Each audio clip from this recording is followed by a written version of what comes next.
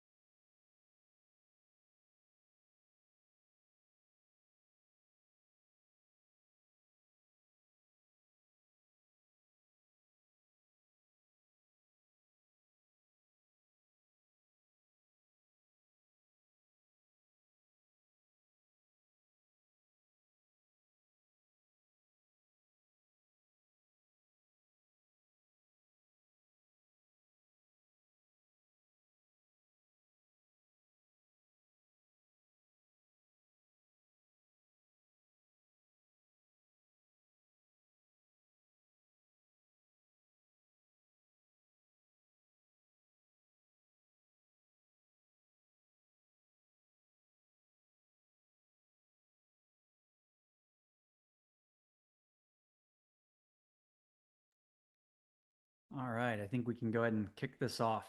So I want to welcome everybody to World Logic Day 2026. If this is your first time joining us, welcome. I want to share that this is a global movement. So you can see at worldlogicday.com, you can learn a bit more about the global initiative and about UNESCO's proclamation. You can see all of the other events taking place all over the world from, Mexico, France, all the way to some events happening in Portugal and India. So this is a global event and we are one of the participants in this global event.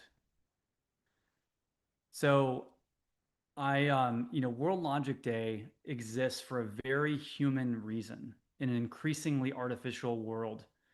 We are proud to celebrate with our partners, the Public Foundation, while many institutions are celebrating logic in more of the academic sense, so more about classrooms, journals, today we focus on something a little bit different, how logic shapes and impacts our everyday lives, how it shapes what we believe, who we trust and listen to, who we ignore, and what we teach our children, and how it impacts how safe we feel, how confident we are about the future, and how we make decisions. So if you are like me, many of us feel that, the world is going through quite a bit of changes and things aren't quite, the same as they used to be. Now, I grew up in a household that was divided. It was half Catholic, half Baptist, half liberal, half conservative. And some of my earliest memories were arguments around the dinner table.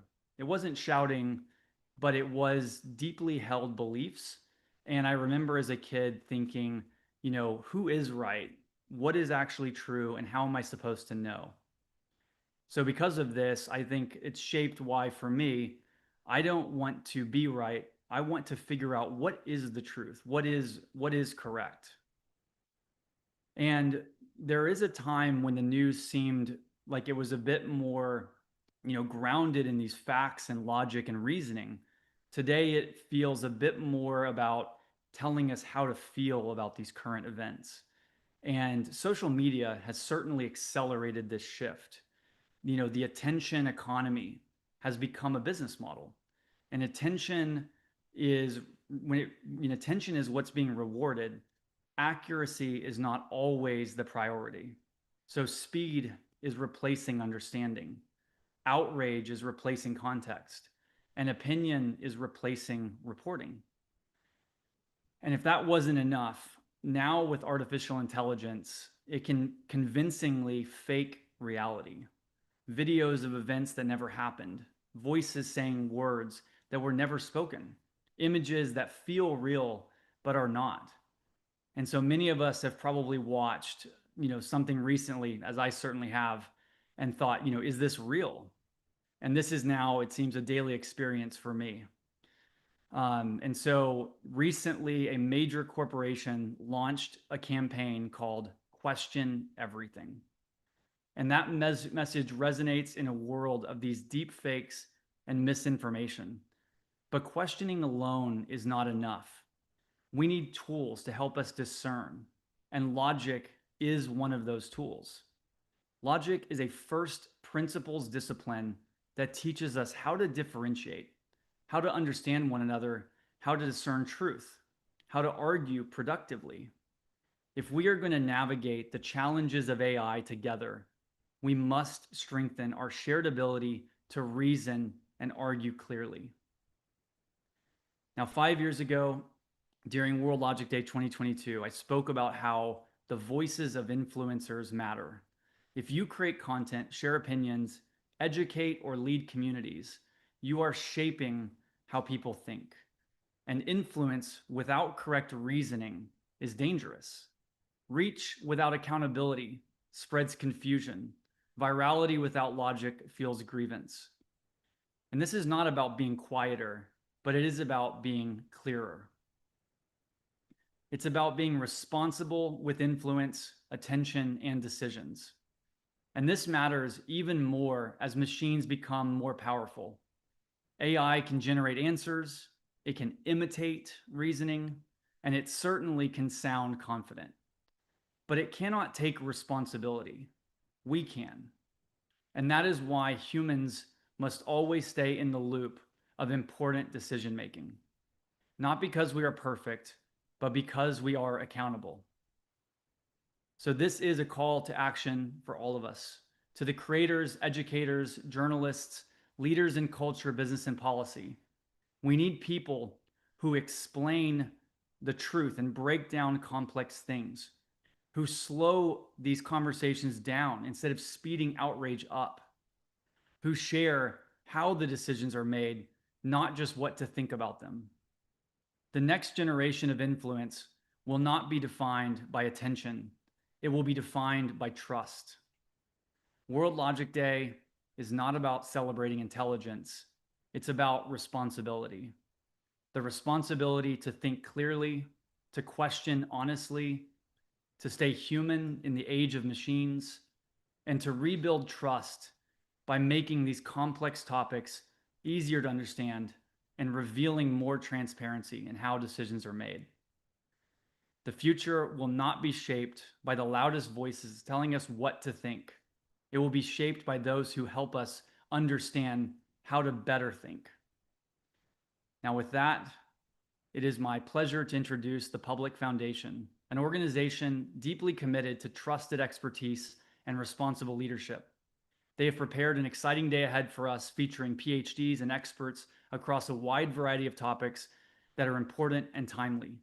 So with that, I'm pleased to hand things over to Stephen Keppel, President of the Public Foundation. Thank you so much, Chris. Good morning, good afternoon, good evening to everyone who's joining us from around the world. I want to start by saying just how excited we are at Public Foundation to be co-hosting today's conversation with our partners at LogicTree. Thank you, Chris and Chelsea, so much for all the work you've done. This collaboration feels particularly fitting. LogicTree's work sits at the heart of what World Logic Day represents: rigorous thinking, practical tools, and the belief that logic is not an abstract exercise, but a living discipline that helps us to make better decisions in an increasingly complex world. We're grateful for this partnership and for the shared commitment to moving from ideas to action. My name is Stephen Keppel, and I'm the president of Public Foundation. Public is a global institution transforming how the world tackles its greatest challenges. We operate at the intersection of diplomacy, development, and disruption, connecting governments, the United Nations, family offices, and the private sector to turn bold ideas into systemic change. Our work is grounded in the belief that no single sector and no single way of thinking can solve today's problems alone. Through our four institutional pillars of nature, technology, capital, and multilateralism, we focus on building the infrastructure of the future. That means mobilizing catalytic capital, transferring technology responsibly, and convening leaders at the highest levels to drive measurable global impact. To date, Public has managed programs and partnerships that have reached more than 1 billion people across 125 countries, always done with a focus on advancing sustainable development in practical, scalable ways. At its core, our mission is simple but ambitious: to mobilize action for sustainable development in all parts of the planet. And action, as we all know, requires more than good intentions. It requires solutions that are grounded in evidence, structured thinking, and a clear understanding of cause and effect. This is why logic matters so much to us. As Chris mentioned, we are living in a moment defined by urgency. Climate risk, technological disruption, inequality, misinformation, and geopolitical fragmentation are not abstract challenges, they are daily realities. Yet too often, our responses are fragmented, reactive, or driven by short-term incentives rather than long-term reasoning. Logic is essential because it helps us cut through the noise, test assumptions, and design solutions that actually work at scale. At Public, we see logic not as something confined to philosophy or mathematics, but as a practical foundation for collaboration and action. Logic underpins how we structure partnerships, how we evaluate impact, how we govern data, and how we align capital with public good. It allows diverse actors, such as governments, technologists, investors, and civil society, to sit at the same table and speak a shared language. This is particularly important in the work we do to bring together family offices, country leaders, and global partners. These groups often operate in very different worlds with different incentives and timelines. We see our role is to help create frameworks where decisions are grounded in evidence, trade-offs are transparent, and outcomes are measurable. Two examples of this approach are our Rain Hubs program and the SDG Data Alliance. Through Rain Hubs, which stands for Resilience, Entrepreneurship, Innovation, and Nature, we work with countries and partners to build resilience in innovation and nature-positive economic models through innovation and creating startups and small businesses.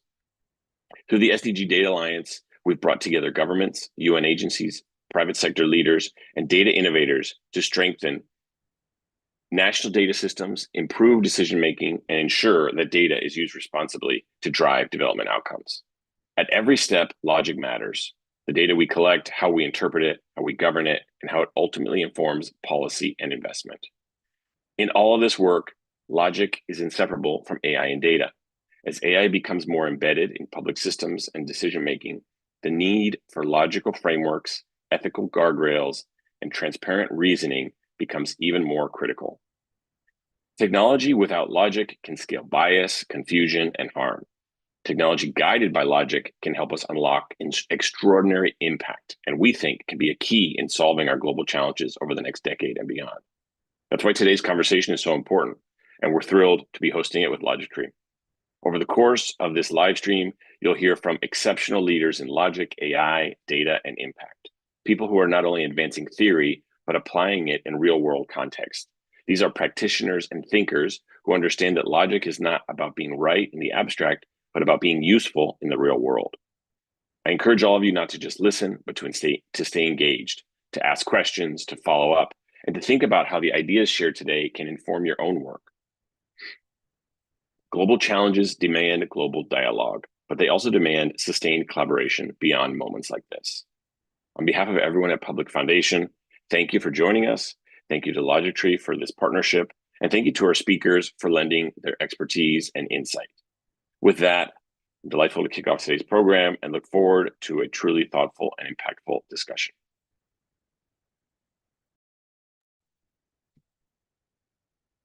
Thank you so much to Stephen, as well as the entire Public Foundation team who is joining us not only globally online, but also in person, where we'll celebrate World Logic Day at UK Parliament tomorrow.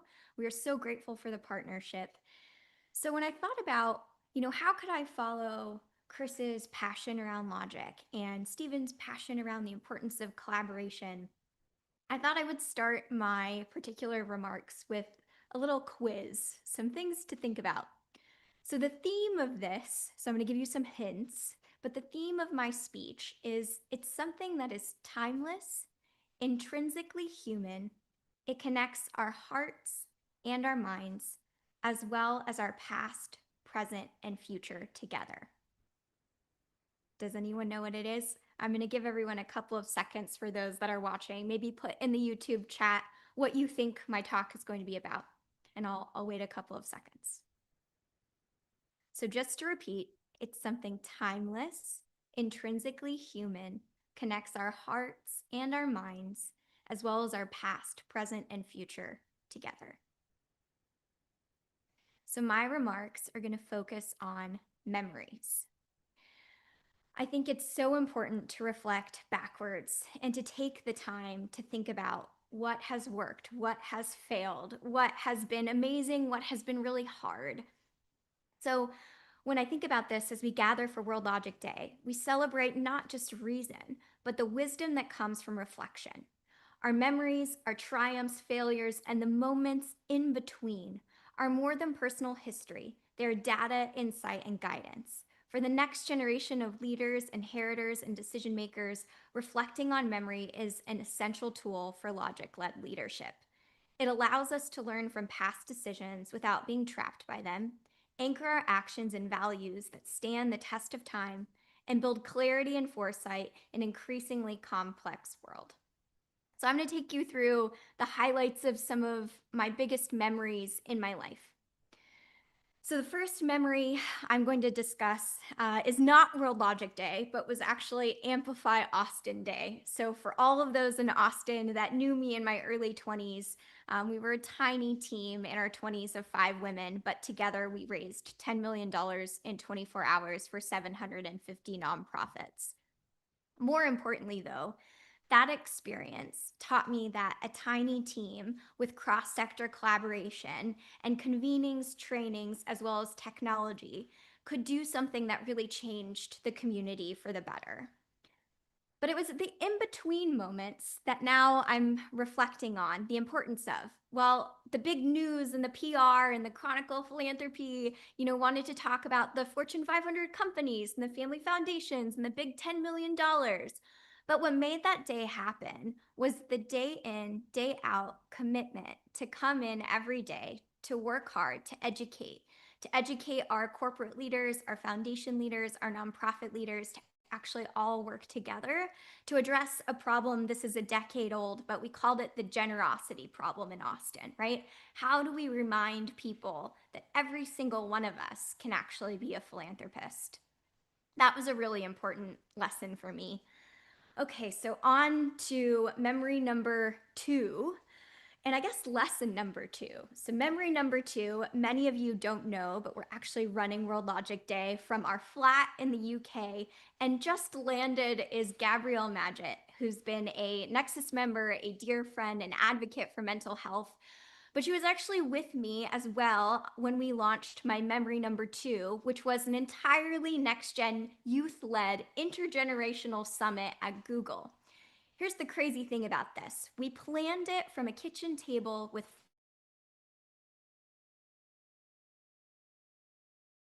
and families.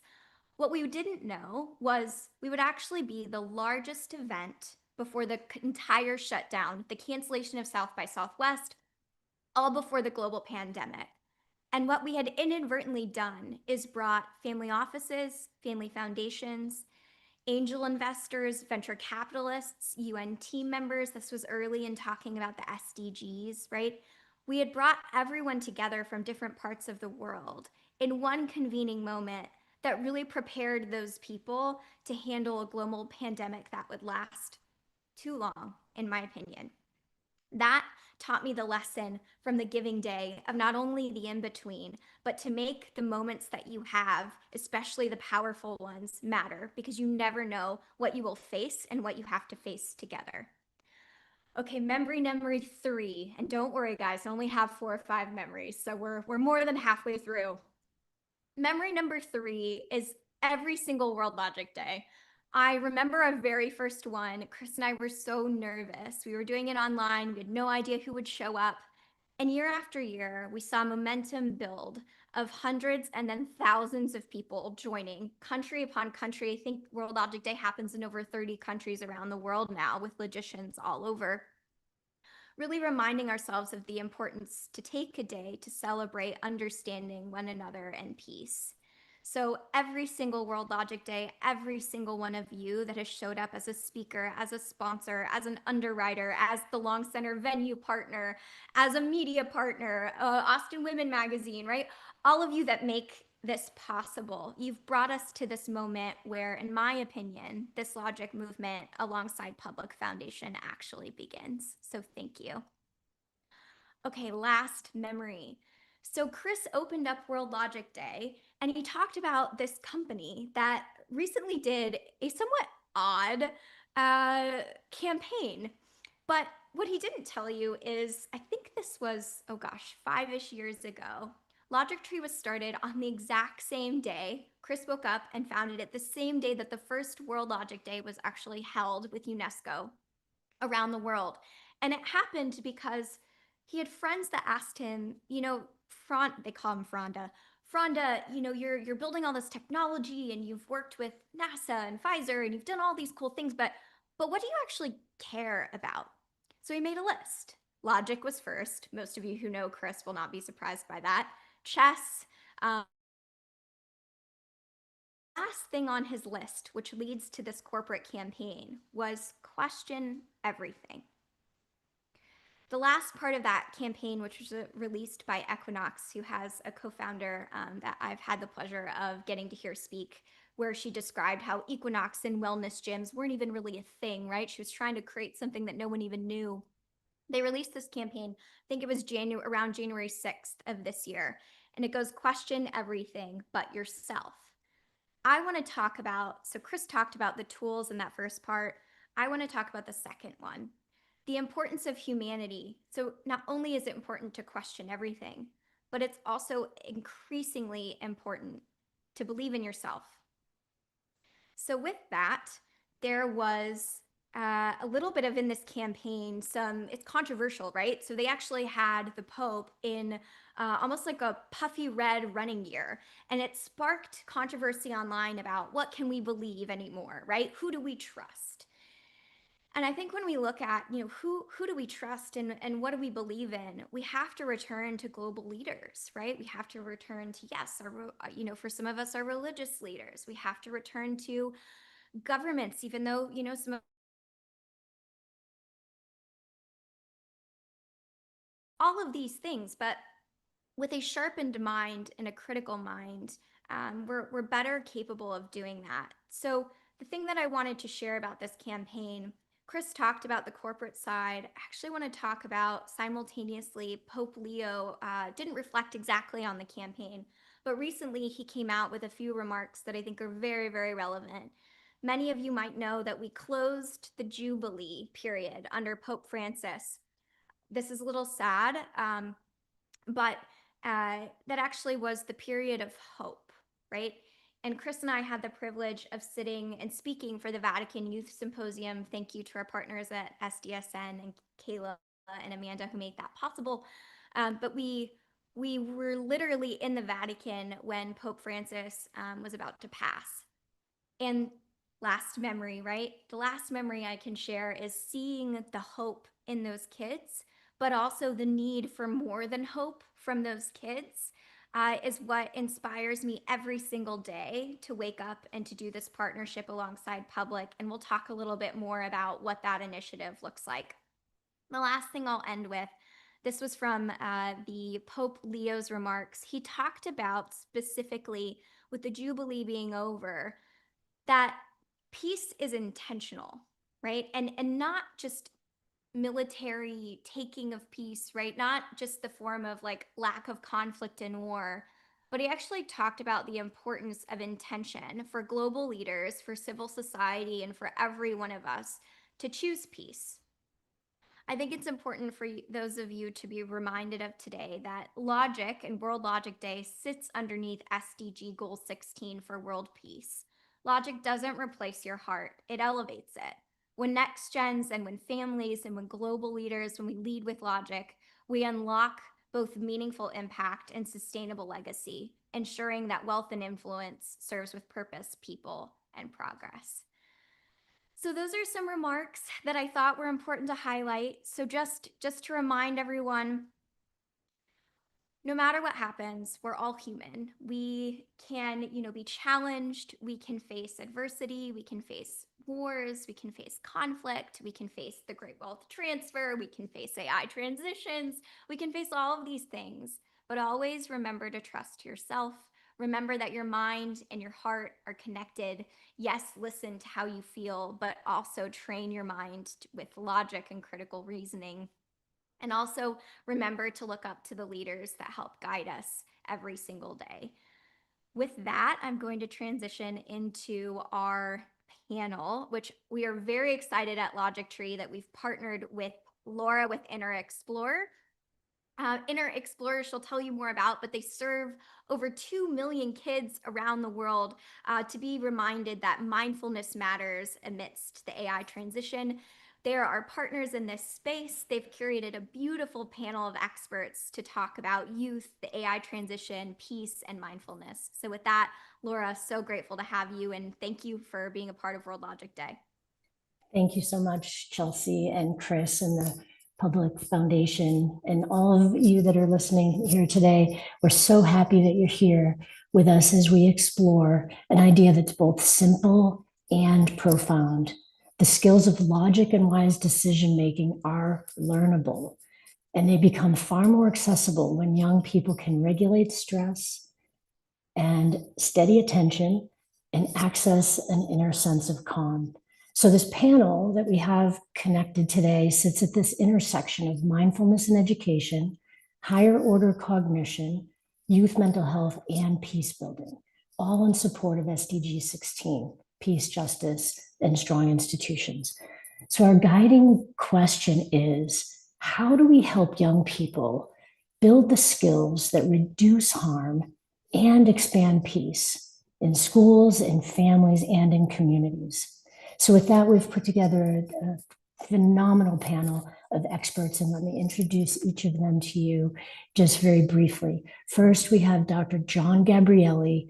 He is a neuroscientist at MIT and the McGovern Institute, and he studies how the brain supports learning and development, especially how stress, attention, discernment, and mindfulness shape cognition, as well as academic outcomes. We have Simone Hardiman-Jones, who is the executive director at Greenlight Fund in the Twin Cities, Minnesota, where she supports community-driven solutions that improve youth well-being. She's also helped to bring Inner Explorer to the Twin Cities as part of strengthening youth mental health in schools. We also have Belinda Days, who's an educator and leader in Broward County Public Schools, one of the 6 largest school districts here in the US. And she focuses on student wellness and school climate. She'll share what she's seen on the ground, where mindful practices have helped lower stress and reduce aggression, which is the beginning of peace. And last but not least, we have Olivia Ha. She's the Women's Peace and Humanitarian Fund Global Luminary. She is a high school senior in the Republic of Korea, and she's led a number of youth initiatives for girls' empowerment, peace, and community impact. So we'll start out just with an opening thought for each of the panelists, just in 1 minute. What do you believe young people need most right now in order to support peace in schools and society? And I'd like to start with Olivia. Thanks. In my opinion, I believe hope that is brought with mindfulness is the most important thing that the youth needs, because now is the time where many different things are changing. And often when leading initiatives, youth like me kind of feel intimidated by the scale of the problems that are happening and the speed of it changing. And yet I believe what makes me at least go forward is the hope that what I'm doing today, what I'm doing tomorrow, what I'm doing the day after would change small things that are near me, in my town, in my community, in Jeju Island where I live, to Korea. And when that action amplifies, that's where I felt that tangible action coming into place. So I really feel that hope, which can be brought through mindfulness and practices of it, is really important. Thank you. And John? That was such a beautiful answer. Yeah, hope and optimism, because we all face challenges of different kinds at home, in school, in society. And the more we think things can turn out okay, that we have the power to help them turn out okay within ourselves, for our lives, then we can navigate through difficult waters. Thank you, John. Belinda? Yes, good morning. So as I think about what was shared, for me, what came is a learnable capability in regards to having our young people see it as that, adjusting their values. And for in a school setting, there are like 3 key shifts that need to take place. Internal regulation, agency over overwhelm, using mindfulness to help our youth move from being paralyzed by their stress towards leadership and constructive action. And then empathetic environments, creating that safe, emotionally safe environment for our students to help reduce the aggression, as well as to build a stronger, more peaceful school climate. So ultimately, if we equip our students with these skills to regulate their inner world, will reduce the harm and create a foundation for a lasting peace in our communities. Beautiful, thank you. And Simone? Thank you for that question. I would say right now, young people need a community that is providing consistent support and safe spaces, and most importantly, tools to manage stress and trauma. I think about this as peace, isn't just the absence of conflict, right? It's about having support and relationships and resources, and ultimately in the environment that allows young people to feel safe and seen and secure so that ultimately they can thrive. Thank you. And together, I think what we've sort of uncovered in this first section is that peace isn't an abstract idea. And it was touched on in the earlier comments as we started this day. It's something that's built through skills and support and environments.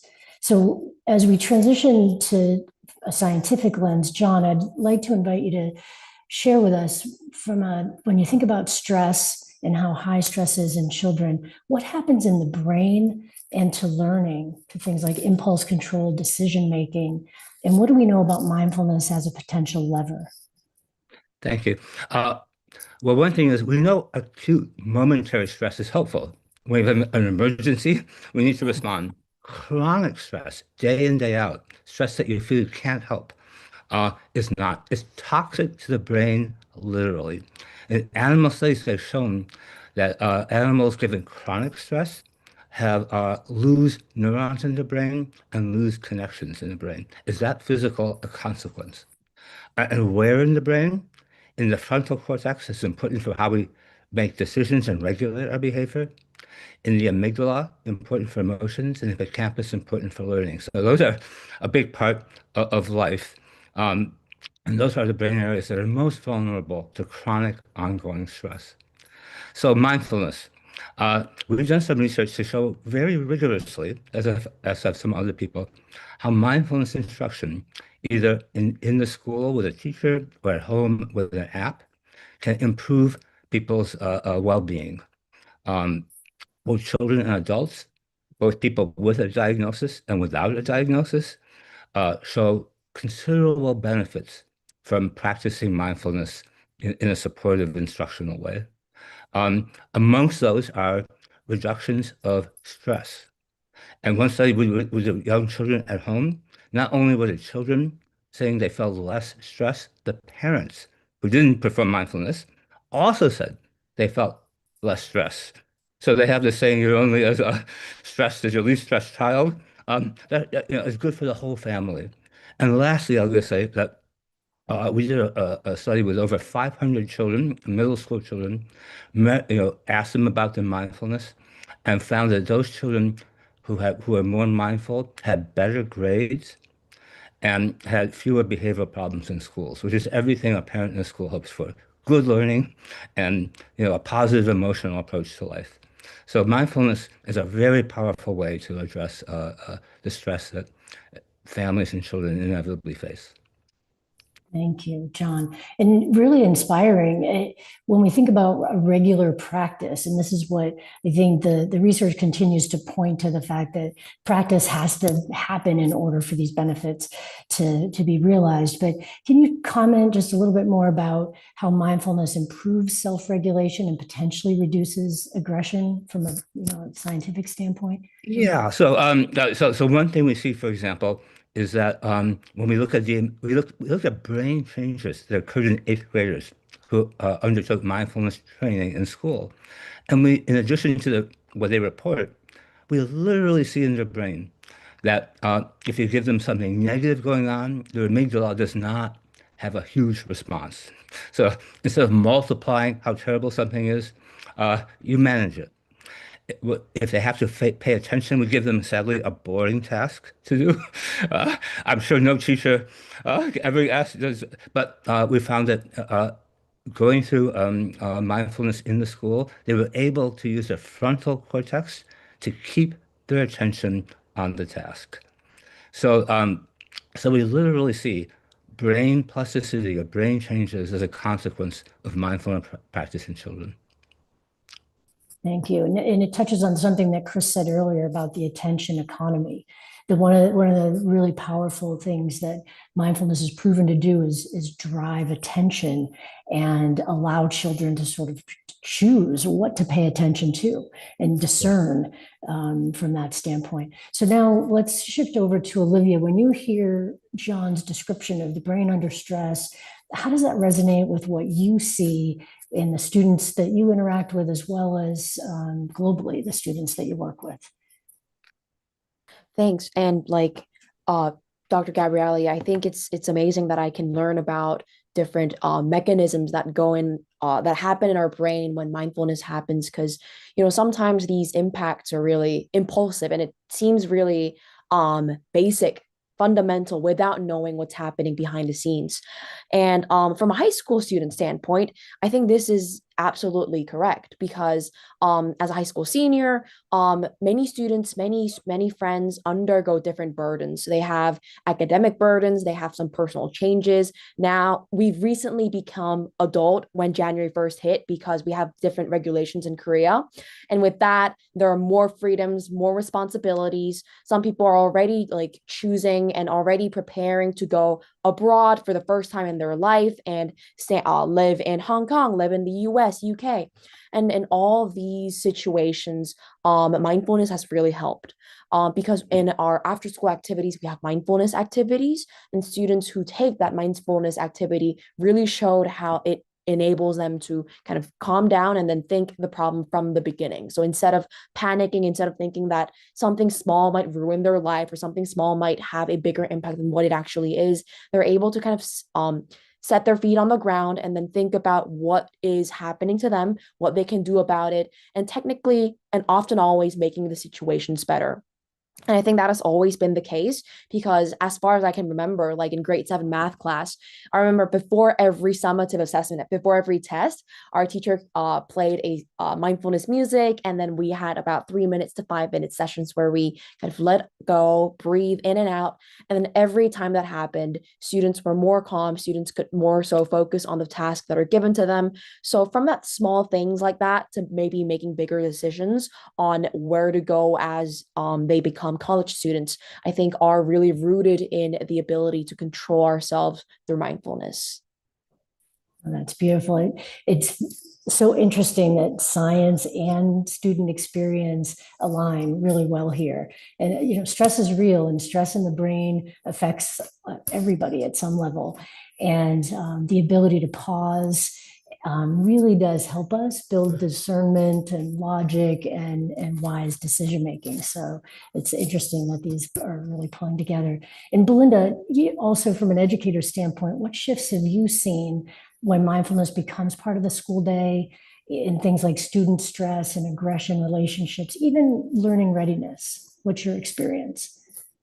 And so what John and Olivia shared is really supported by a survey that we conducted with our educators here in Broward that are doing the work, coming in contact with the students daily, making sure that mindfulness is not another thing to do. It is consistent and has become part of the classroom or the school environment. And so what that survey showed is the in regards to the response from the educators, that they saw reduced aggression, which was mentioned in the students because they did provide them with that tool to pause, as well as they saw a decrease in those impulsive reactions and the aggressive behaviors.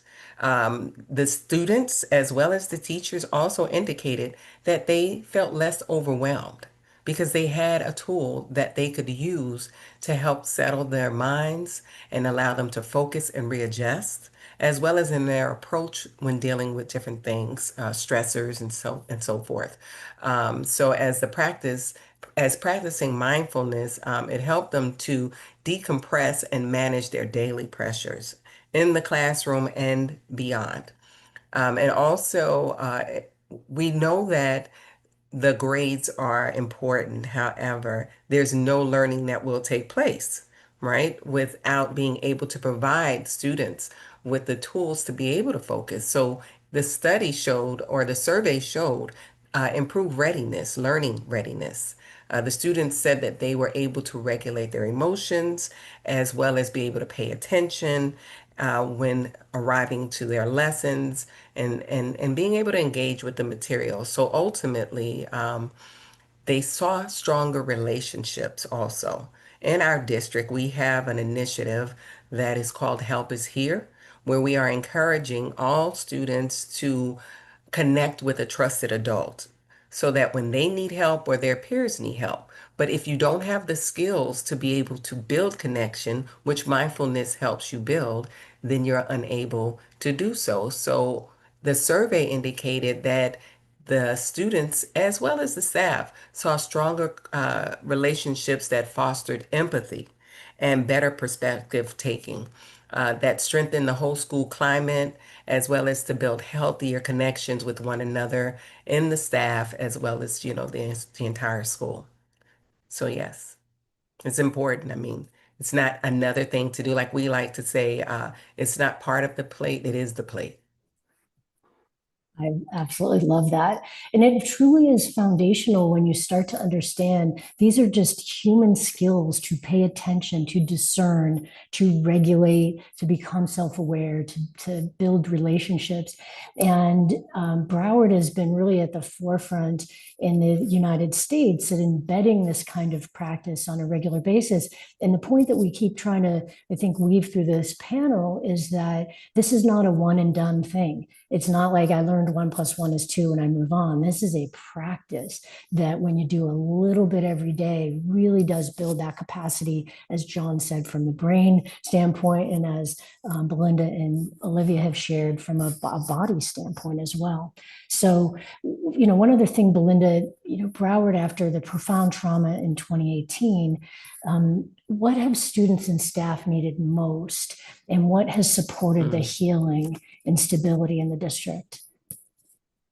Yes. So after experience the profound trauma, as you identified it as, our community's primary needs were emotional safety and consistency. Students and staff needed a reliable way to process their internal states without feeling overwhelmed. So through mindfulness, which is when we were introduced to Inner Explore, it helped us to lay the primary foundation for these primary needs. Um, so it has supported our healing, mindfulness with Inner Explore, as well as provided stability for most as we move from reactive measures to more proactive wellness. And we've seen that move in our state as well as, of course, in our district.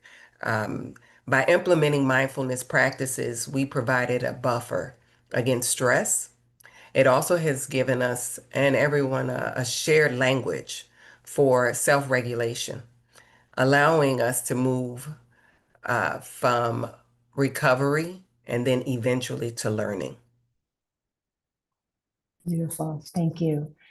And sort of on that same thread, Olivia, if you could comment, tell all the educators out there listening, and maybe even all the policymakers, from your perspective as a student, what would help students feel safe and better able to learn? What would that advice be? Yeah, that was the question that I kind of thought the hardest, thought the most, because the first answer that came up to my mind was empathy. It might sound a bit vague, it might sound a bit broad, but often always what students want, like students are already aware that the burdens that they carry or the burdens that they should carry are their responsibilities, and they know that they themselves are capable of doing so. But sometimes when these burdens are constantly put on the students, they kind of go to the stage where they feel a bit overwhelmed. Not overwhelmed as in they just want to quit everything, but overwhelmed as in they feel like nobody is appropriately saying good stuff to them, or appropriately noticing how the hard work that they're putting in to actually manage their burden and to do the stuff that they rightfully should do. And I think this kind of extends from the school to the world outside as well, because what I've really felt in issues like climate change, when I'm dealing with issues like climate change or girls' empowerment, is that still there are discrepancies between different stakeholders on how they view the issue. And although disagreements are always a fuel for change, it is sometimes that it's not about the disagreement or the difference in the idea, but it is the fact that some people do not view or do not empathize with the people who are actually having the hardest time with a particular issue. The concept that I've recently really delved into is environmental racism or environmental inequality, where some stakeholders, some group of people are more so affected by the climate change, whereas some other stakeholders are not really aware of the issue, or are not being really empathetic toward that issue. And so I believe that even if we cannot always be in harmony, even if we cannot always be in that same agreement, same argument, to say, I believe that if at least different stakeholders could empathize with each other, really understanding what they're going through, I think that can be the cornerstone, that can be the stepping stone to making every piece of agreement shine. So I think that's the most thing that we as students and also people as activists need in the present world. I agree wholeheartedly with that. And John, when you hear these comments from both Belinda and Olivia, thinking about lowering stress, lowering aggression, but also building things like empathy. Can you comment? I know you touched on this a little bit, but what mechanisms from a neuroscientific standpoint make that plausible? So the word building is interesting because we're talking about instruction, education, a kind of exercise of the brain. And so, we've been able to see literally the brain have these changes through consistent, mindfulness instruction support. And so the capacity is there. It's beautifully there. And some people face more adversity than others. I mean, we recognize that. But many people have an opportunity, whatever their circumstance, to find a way for resilience through emotion, through thought, through motivation, through focal attention. And we can see that playing out in the brain. And the mind is what the brain does. And we can see it both in the beautiful descriptions from the other panelists about school environments, and we can see it in the brains of those students as well. Thank you, John.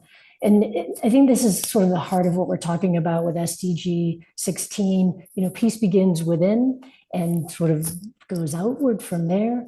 And I think when young people gain the tools that we've been discussing, the regulation tools, reducing harm, and expanding this possibility of empathy and connection, this is really what we're talking about globally and certainly in this panel. And hopefully folks are taking hold. So let's shift for a second because we've talked quite a bit about what we need to do and how this may help, but how then do we make it, how do we make it stick? So from a systems change standpoint, Simone, I'd love to invite you to comment. You've worked with Greenlight Fund at the intersection of community, voice, and systems change. And you've also worked in the past in the US Department of Education, so you really understand the policy work. You've also supported InterExplore as part of your efforts around improving youth mental health in the Twin Cities. So from your perspective, what does real youth mental health support look like at a community level? And why are schools the ideal place for this type of prevention effort? Yeah, thank you, Laura. So first, I want to share a little bit about how Greenlight Fund works, because I think that's tied to this question about how do we make this work stick. So at Greenlight Fund, everything we do really starts with one simple principle, listening to the community first. And before we ever even think about programs or interventions or solutions for our community, we actually spend time with community members. We talk to students, we talk to parents and families, and in this case, educators and local leaders to really understand what's needed, what's working, and where the gaps are. And that's really at the heart of our community-driven approach. We know that solutions really don't come from the top down. They come from voices and experiences of the people sort of closest to the issues or the people most affected. And so when we started looking at youth mental health in the Twin Cities, in Minneapolis and St. Paul, what we started hearing was really urgent. Students were telling us that the supports they were receiving were inconsistent or inaccessible. And this was during a time when we knew that the need for strong mental health supports were just continuing to increase from COVID, as well as some of the community events that were taking place at that time and continued to take place today. And so it was clear to us, young people were really navigating these intense challenges with far too few tools to manage, reflect, or regulate. And so that's really why we were so excited to partner with InterExplore. We knew we needed something that was going to be universal and preventative and culturally responsive and reach every young person during the school day. And InterExplore's vision fit so well with ours and what we were hearing from the community. But I will say, we didn't just bring in InterExplore because it worked. We really brought it in through that community-driven process that I mentioned, because when we think about programs, and I know we'll talk a little bit about this later in our discussion, but when we think about programs, it's not just enough to bring in a program. You also have to have the support and the buy-in from the community to ensure the sustainability and the longevity and ultimately that shift, that those systems changes that we're looking for. And so Greenlight Fund really was looking to partner with an organization that felt it was aligned in that work as well. And I should want to add that I'm really excited to say that InterExplorer is also partnering in other Greenlight Fund sites across the country, Atlanta and Charlotte in particular, because those communities, those cities also, through their community-driven approach, identified InterExplorer as an amazing partner and a needed entity and program for students and young people in their communities as well. And then to your question, Laura, just to wrap this part up around why are schools sort of the ideal place for this to work? Our kids, we know students are spending the majority of their time at school. That is where they are getting most of their information, building their relationships, and I think it's incredibly powerful and important to have a program like Inner Explorer and this approach to mindfulness-based education in a space where you are spending that amount, that much time, and sitting alongside your classmates, your friends, and your educators. Practicing mindfulness education, I think, is a powerful tool and a powerful step for young people to be able to have and have access to that ultimately changes, the trajectory of their lives. And then they get to go home and share that with their parents and share that with their siblings.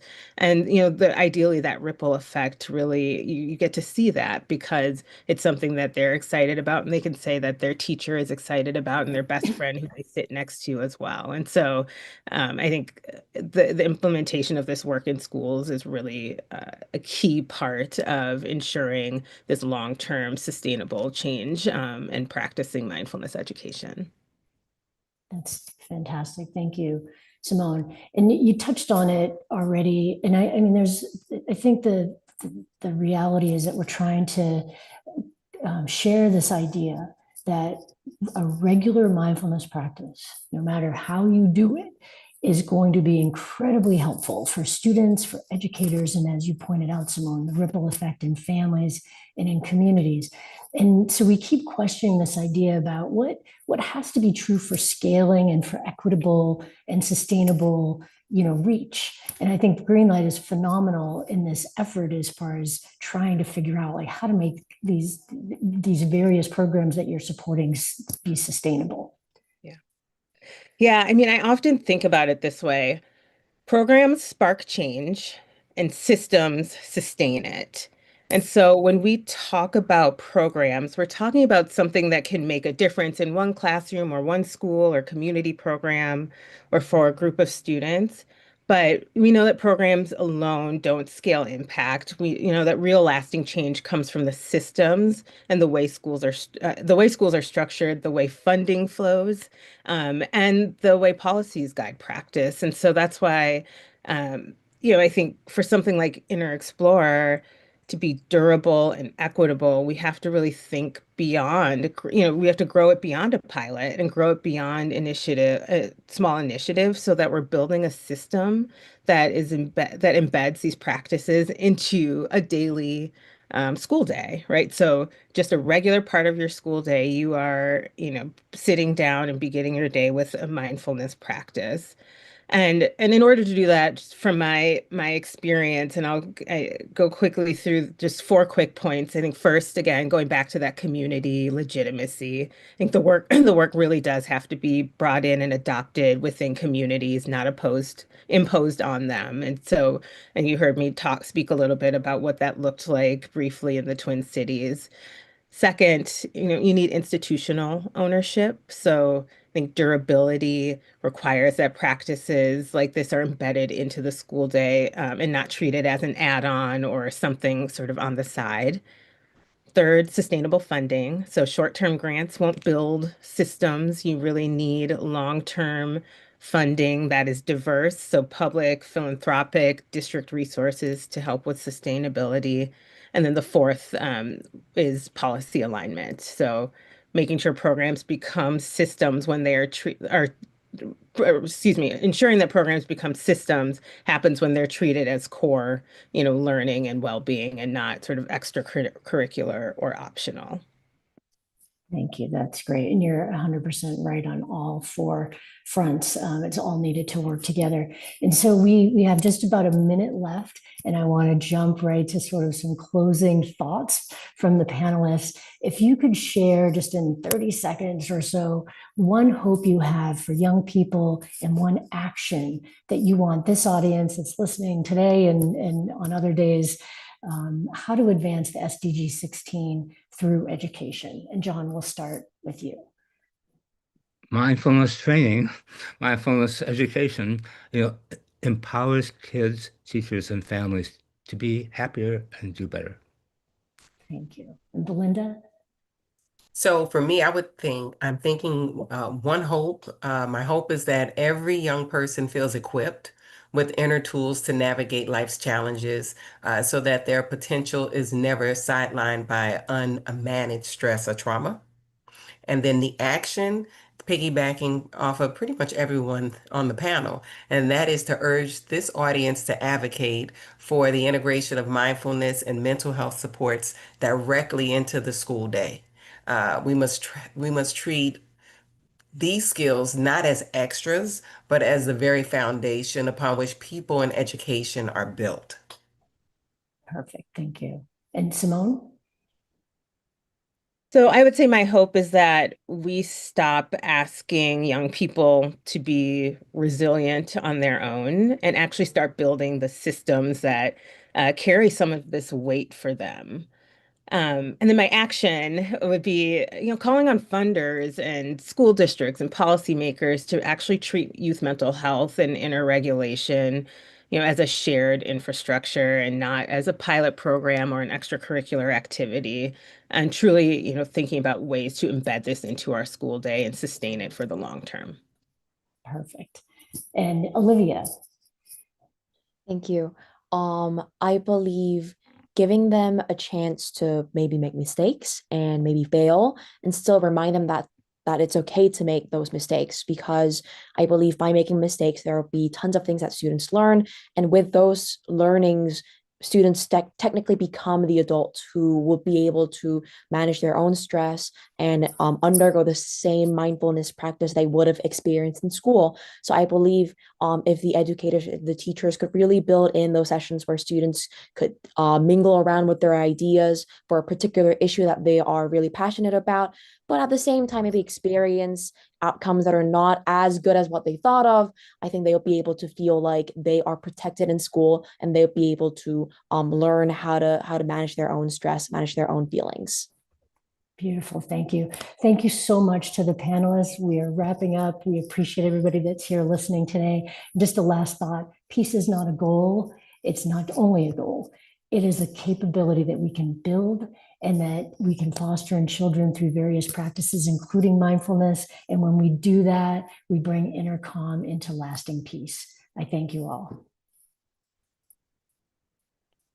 Thank you so much to Laura, Inner Explorer, and all of the panelists that talked about this. We're really excited to be working with Inner Explorer in the future, specifically around peace in education. And I loved some of what was shared about building the infrastructure and not just expecting youth to rise up and lead on their own. That's so, so important. And I also loved what Olivia shared about not being afraid to fail.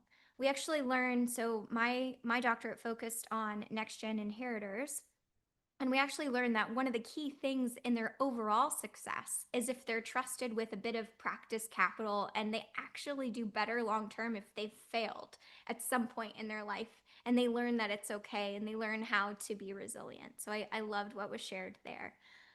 Okay, moving on to our next panel, and we will make sure everyone knows, but each partner, so this is one of our first collaborator and Logic Circle partners within our Explorer, each partner has an entire collection of resources and content that we're building that will be accessible to everybody on Logic Tree for free. So once we have that done, we will make sure that we share it with everyone. And for those of you that were on this panel, please feel free to reach out to Laura if you have resources you want to share. I know Olivia's doing some really cool work with UN Women's Peace and Humanitarian Fund, and I think in South Korea around peace. So make sure you guys stay in contact with one another.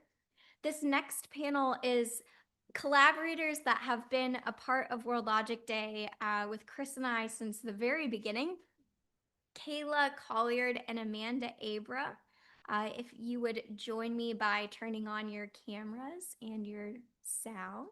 Awesome. You guys look lovely. So this panel is going to be focused on upskilling for a digital future, AI in education, professional training, and sustainable development. Now, I have prepped Amanda and Kayla with multiple questions that they will each answer and that they're prepared for. Although if any of you have joined me recently, I love doing this thing where I just completely abandon at least one or two questions and throw in a mix-up. So with that, I will of course ask you the questions that you practiced for, but you both have been in this space of seeing Chris and myself in different World Logic Days online and in person and in different locations like Austin, New York. And I just wondered if you could share a little bit about, what you've seen as important in the evolution and or how you see or what differences you're hearing amongst youth in different generations or in schools or as educators about the SDGs, about logic, about AI.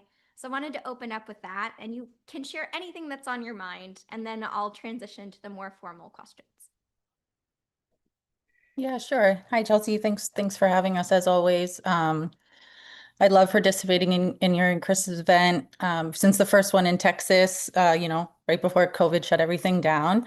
I think something that I've seen change in terms of youth, because I know there was just some youth speakers, so I'll kind of piggyback off that, is just the fact of giving us a seat at the table versus them now having an actual table where they can give their perspectives and their insights. So I found that really inspiring over the past 5 years.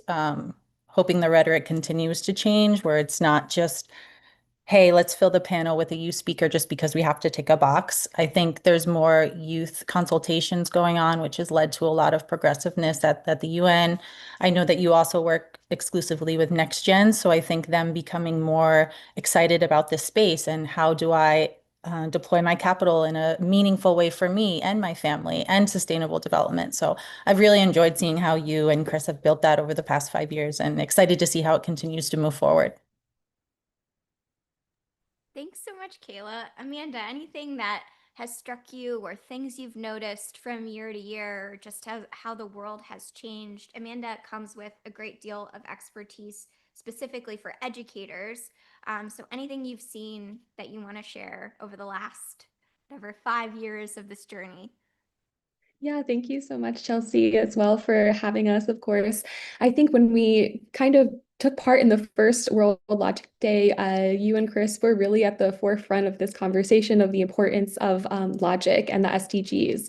And as I have kind of been working with our 2000 school institutions over the past 5 or so years, I think this conversation on logic and critical thinking is only becoming even more important in the educators that we work with and the students, especially in the era of AI, which I know we'll get into a little bit in the panel. And what is really the role of educators as facilitators, and really the importance of creativity and humanity as AI is really going to take shape in the future. So I think this is something I've really seen, this importance of critical thinking and decision making. Thank you so much, Amanda. Yeah, I can't think of what it's called, but there's this funny video that talks about sort of those that are on the forefront of things and see things a little earlier. And it kind of is just like this person dancing on their own, right? And then there's a few more people dancing, and then more people dancing, and then before you know it, everyone's dancing.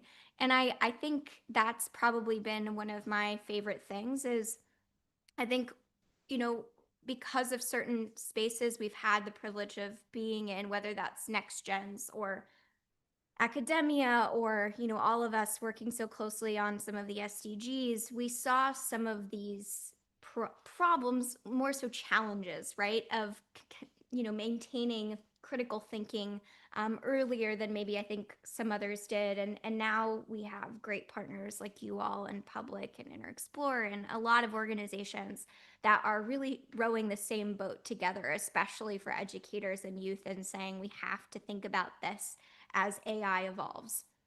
So really grateful that we've gotten to do that together in a variety of different spaces. So this question is specifically for Kayla. So Kayla, you've had the interesting career of like sitting at the intersection of both, you know, championing youth, but then also how SDGs fit within corporations and within upskilling and those sorts of spaces. So this question is, from your work in education and workforce development, where have you seen AI adoption struggle to meaningfully advance the SDGs, especially in upskilling, and what capability or infrastructure gaps most often slow down this progress? Yeah, sure. I think across education and workforce development, it seems that AI adoption most often struggles when it's treated as a technology rollout rather than a capacity building challenge.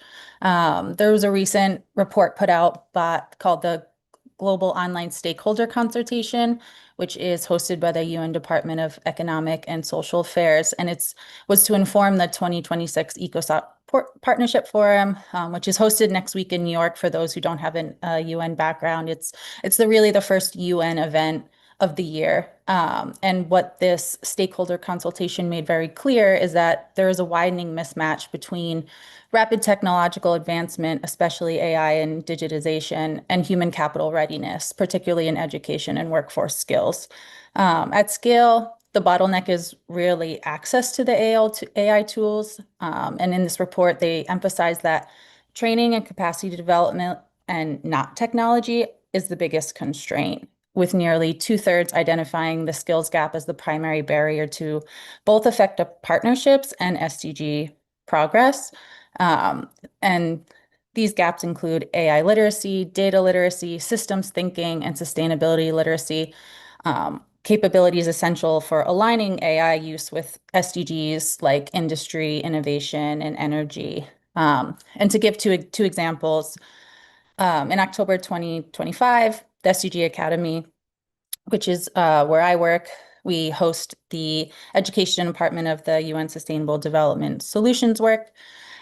We partner with the UAE Ministry of Cabinet Affairs, and we hosted a 5-day SDG leadership training in Dubai. And this was with ministers, policy leaders, and high-level executives, both in the private and public sector. And it highlighted why opportunities like this were so important. Rather than focusing on, using specific tools, the program really strengthened leadership judgment, decision-making, systems thinking, and strategic foresight, which we were hoping would equip public sector leaders to govern and apply these digital and AI-enabled solutions responsibly in their region or their area of sustainability challenges that they specifically work on. And then to give another example at the institutional level, there's a UN-backed platform for capacity building, which is hosted and led by UNIDO and UNITAR and SDSN, and it's called the Capabilities for the Future Hub. And it's basically been put together to address the same challenge by bringing together governments, industry, and education providers to co-design learning pathways aligned with the green and digital transition. And it recognizes that AI only delivers SDG impact when institutions are ready to use it effectively. So it's not about a one-off training. It's about building learning systems that support continuous upskilling and institutional readiness, while also connecting education, policy, and industry through real partnerships so that skills development really actually translates into sustainable economic impact. So based off of what I've seen and also the consultation reports, we're not necessarily facing entirely an AI problem, but a skills and capacity problem. Thanks for that, Kayla. One of the things that Kayla organized and really helped build was the Vatican Youth Symposium, which I got to participate in. But one of my favorite aspects of that was you all brought in expert, I think Danilo from Generali, and Yep. he led this really cool, like design thinking strategy type exercise. And it made me think about, in the future, I hope to see more collaboration between corporations that are on the edge of innovation or design thinking, and, maybe see more even AI or AI ethics involved in some of those trainings for youth. That was just a point to share. But one thing I wondered just for you, Kayla, like you manage so much, right? And one of the things, and you're working across stakeholders and generations. One of the things I know that you've shared with me more recently is you've done some podcasting with Jeffrey Sachs or different experts. And I'm just wondering, in your own role, are you thinking about utilizing AI and AI tools, and what is kind of your thought process when you're dealing with these really high level experts, but also needing to put out content very rapidly? Yeah, I think for me, something that I have used, these are really high level, really intelligent, smart academics who are on the podcast. And I encourage anybody who's interested in sustainability or economics or peace and justice, especially to check out the podcast. It's called Book Club with Jeffrey Sachs. But sometimes when I'm in the recording online room with Jeff and his guests, they're speaking at such a high level of intelligence sometimes where I'm like, I'm actually not sure about that contextual date, or I'm not sure about that historical event that happened. So sometimes I will go to use AI to say, can you give me a very quick, brief overview of what XYZ is so that I can understand the topics that they're talking about in the context of today? And I've found that to be actually pretty helpful. Obviously, we should always fact check ourselves against AI, but in terms of that, it's been really helpful for me as a learner to learn really what they're talking about. Thanks, Kayla. So this next question is for you, Amanda. And I know one of the things that you've shared with me, I can't remember the exact course you were doing, but you were actually pretty early in terms of thinking about AI and thinking about AI in schools and how we make sure that educators are prepared. And so I'm just asking, based on your experience and what you see, what needs to change? How do we make sure that our teachers and the education system is ready to support the innovation that we're seeing so widely adopted across the world? Yeah, thank you so much for that. Yeah, as you said, I used to teach a course specifically on AI and sustainable development with a co-professor that actually helped with the founding of Global Schools. And kind of before all of this boom happened with generative AI. So it's always really been a passionate topic of mine. And I think I heard the tail end of the last conversation about kind of talking about isolated pilots and the scalable solutions. But I think what we're seeing in the education sector, a lot of these conversations at schools, is the conversation is really around generative AI, supporting maybe personalized learning or tutoring or other applications. And I think if we're going to have really big scalable change, we really need to zoom out to the systems level when thinking about how to deploy AI and how can we maybe use it to enhance data analysis for ministries or improve decision making at the systems level. Just as Kayla mentioned, the emphasis on capacity building training, we really need to train policy leaders to be able to use this data effectively and really deploy it for decision making. There was a Ministry of Education AI challenge that was done earlier this year by the AI Observatory to really support ministries in addressing this reality. Really, they were working with governments to explore practical applications of AI in education service delivery, assess risks and opportunities, and really share evidence on what works to support more equitable learning outcomes, which I thought that was a very interesting program really to support at the systems level. And to make this successful, I think we also really need data at scale. And a lot of the countries in which we're working with at SDSN, a lot of data is not available on education outcomes. So I think standardizing and democratizing systems for data collection, storage, integration, and monitoring will really be important as we're thinking about how to align AI innovation and SDG aligned impact, and really thinking about how we can deploy AI for larger decisions that really support students at the policy level, but not only in education, across the board in different sectors and different areas of the SDGs. That was very concise and well put. So I think, in our last sort of minute together here for our, fifth World Logic Day, when you think about our sixth World Logic Day, Amanda, for you, what do you want to see educators have? We're often asking, like, what can we get from educators, right? And what can we get from schools? And what do our kids need? But what for you next year do you hope that they're equipped with, empowered with? And then Kayla, for you, right? How do you feel next year in World Logic Day, 2027, that corporations, professionals, countries,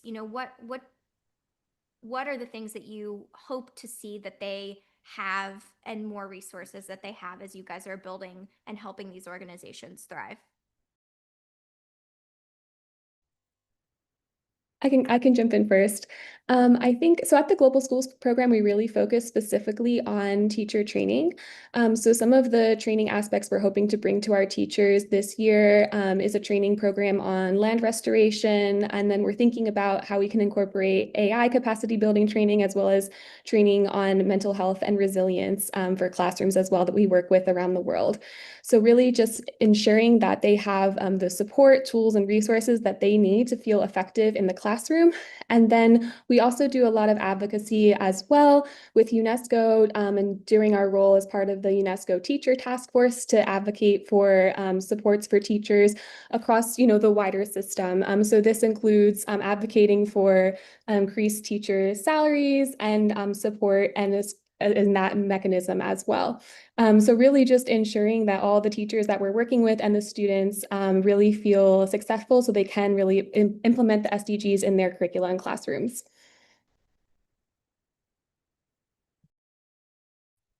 Yeah, and for me, in terms of, corporations and professionals and countries, I would hope that they work together to build systems and platforms that reinforce the model of promoting these learning systems that integrate education, policy, and industry needs by, ensuring that these skills remain relevant even as AI tools will evolve. I mean, they're constantly evolving. I feel like by the time I learn one, there's already a new one.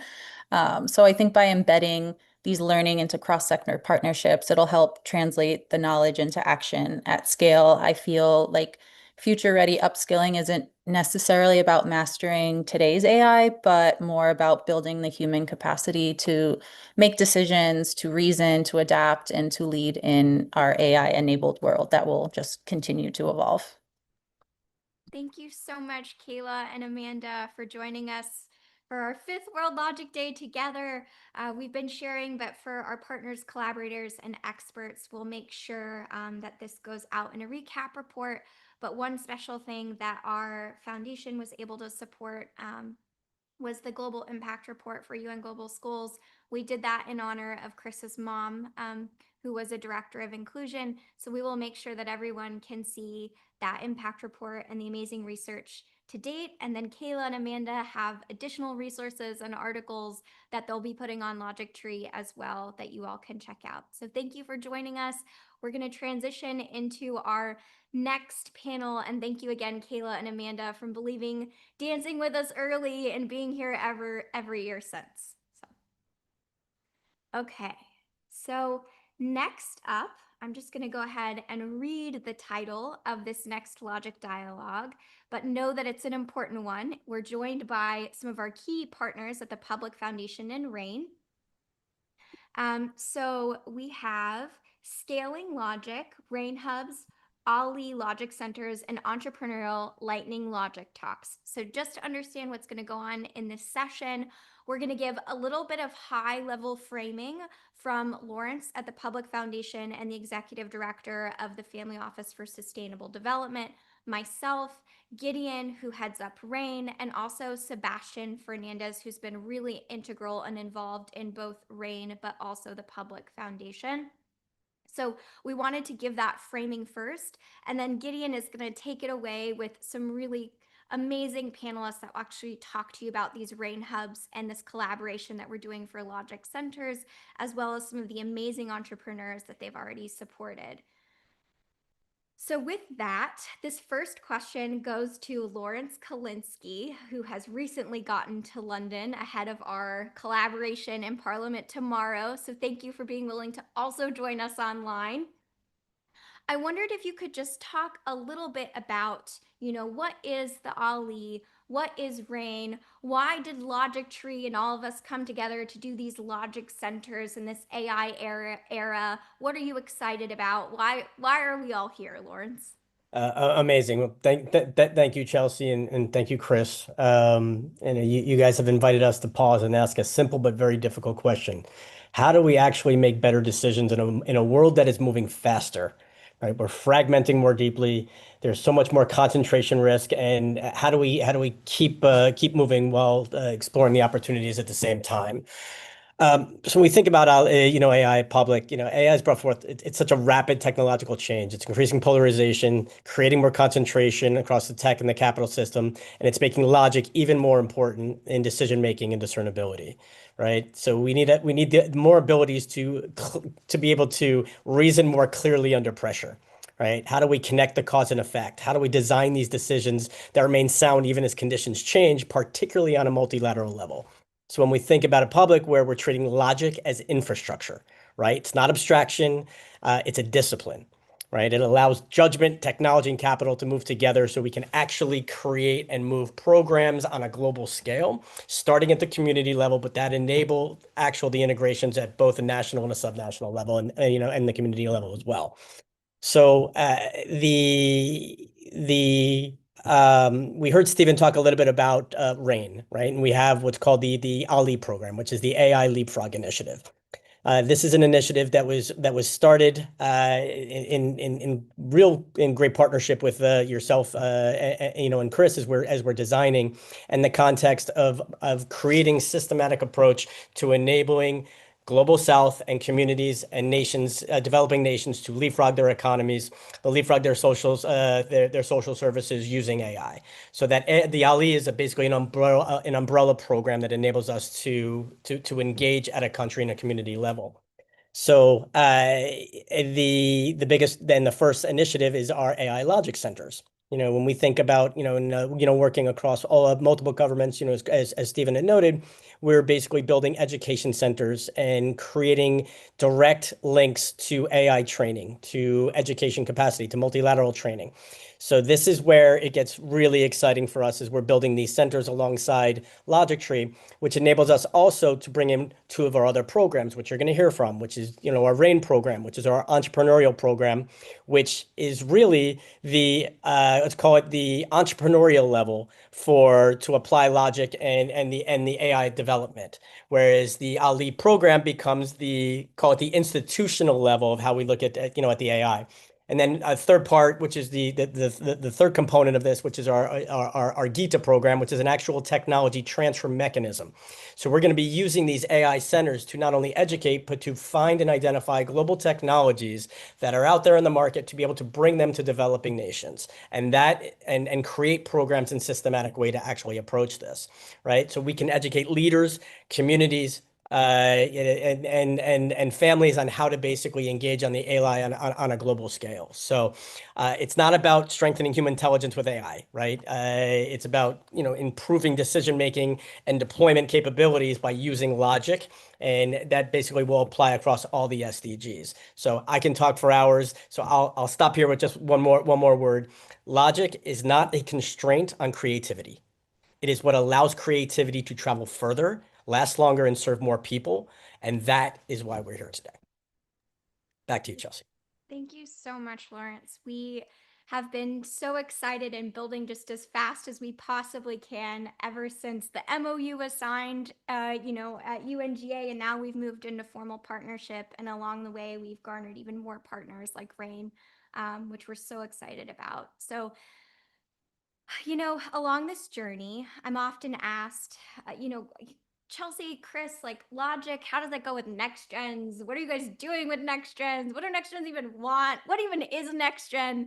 So I couldn't be more excited to ask for a bit of framing from a fellow next gen, Sebastian, and I am going to give you a pretty transparent question that you and I have grappled with and had some personal conversations about.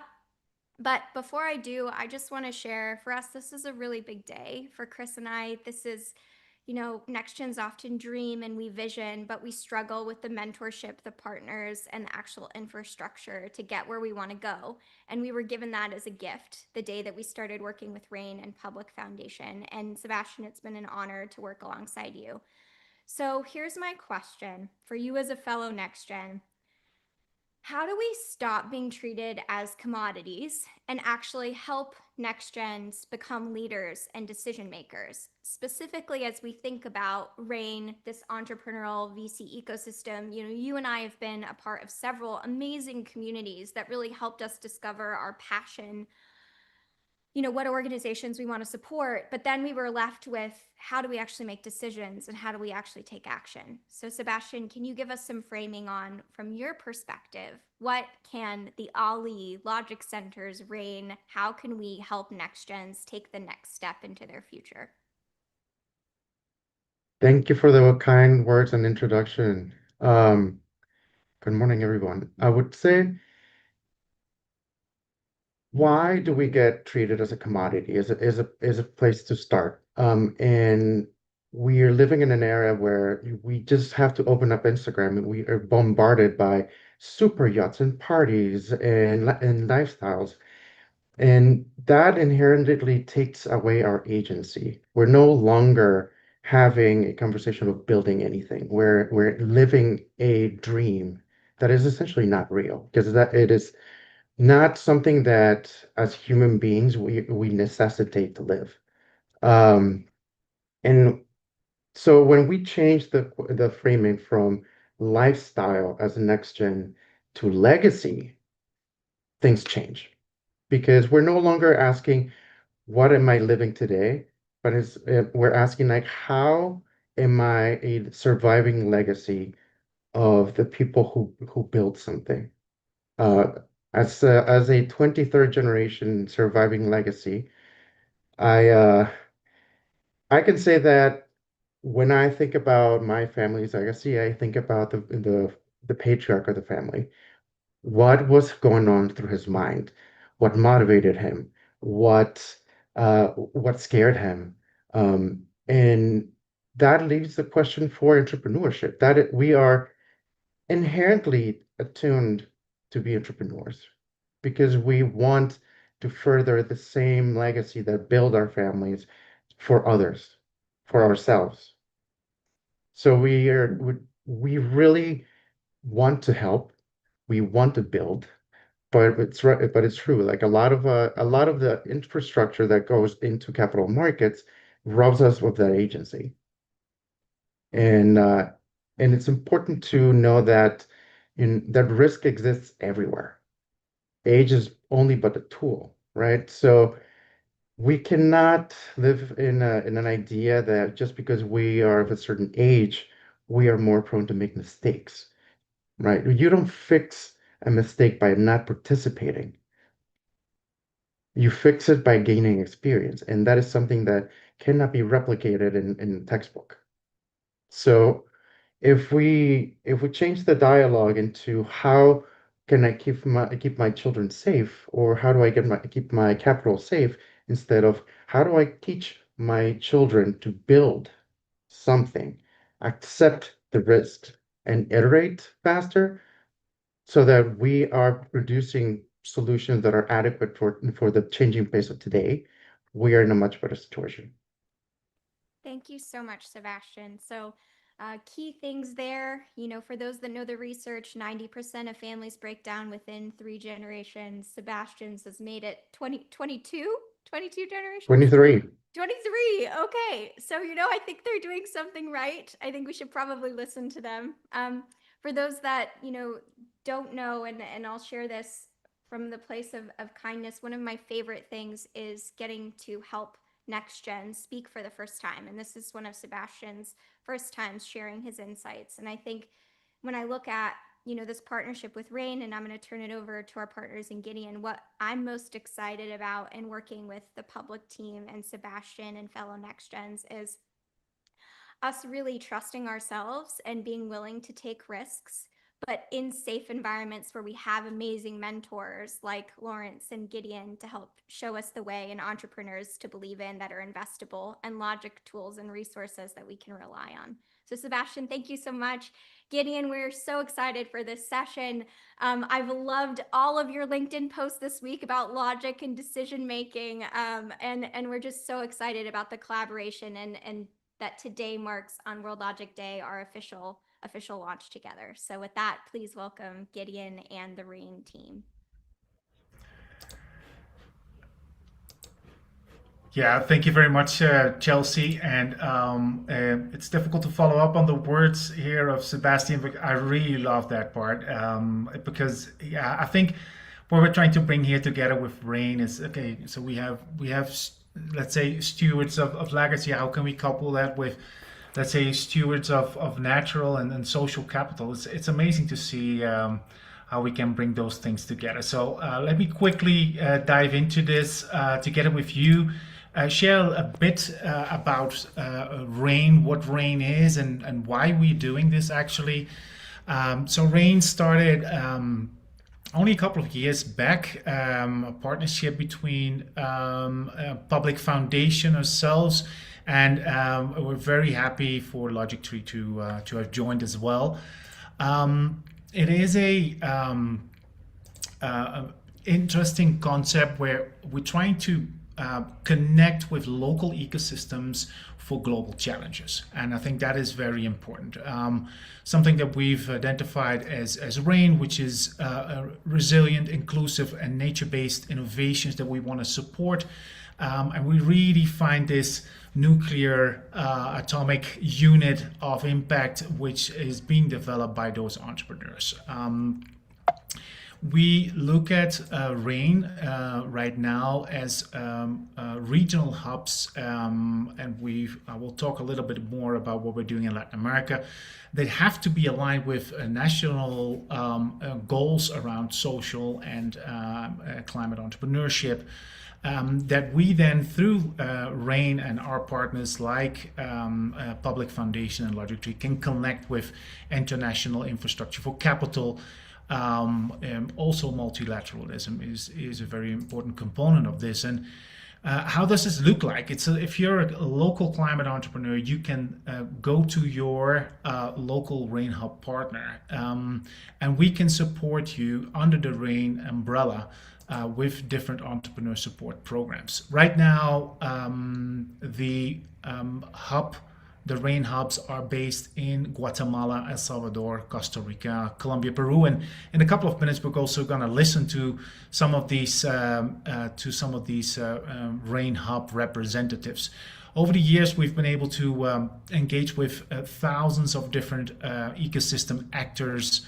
Many mentors that have dedicated their time in supporting these entrepreneurs. And just last year, we've been able to certify through our own proprietary online academy over 400 entrepreneurs. Just a couple of numbers here. Thousands of people have applied to these programs of Rain. Amongst them, they have raised tens of millions of dollars in capital, mitigated more than 5 million tons of CO2, which is a great metric, of course.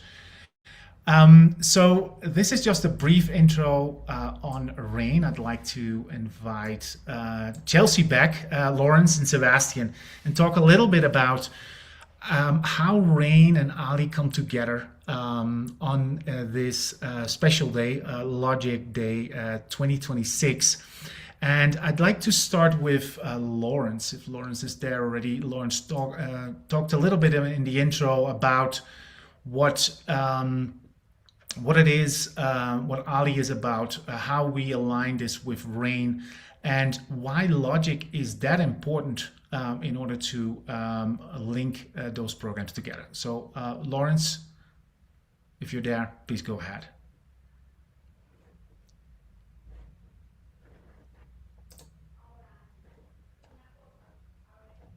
I think Lawrence dropped out, so no worries. We'll move on to Chelsea.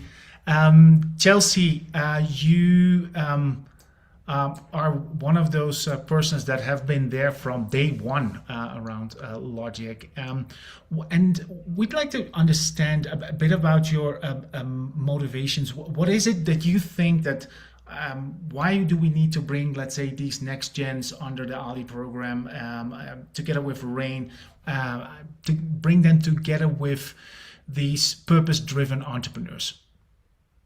So I think often it's really helpful. I mean, yes, you can pull from the research, right? I think it's always helpful to learn from experts, but you can also learn from your own and practical experiences.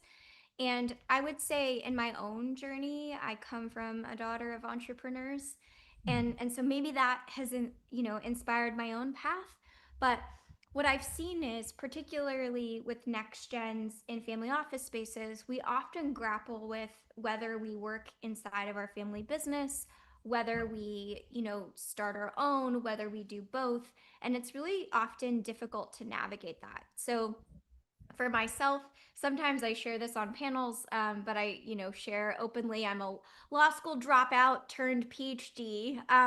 But in that process, I really had to make a tough decision. Would I take over my family? The plan was I would take over my family's patent law firm someday, right? Or, take over their legacy of innovation in IP law. And choosing to leave that meant, honestly, to Sebastian's point, taking a really big risk.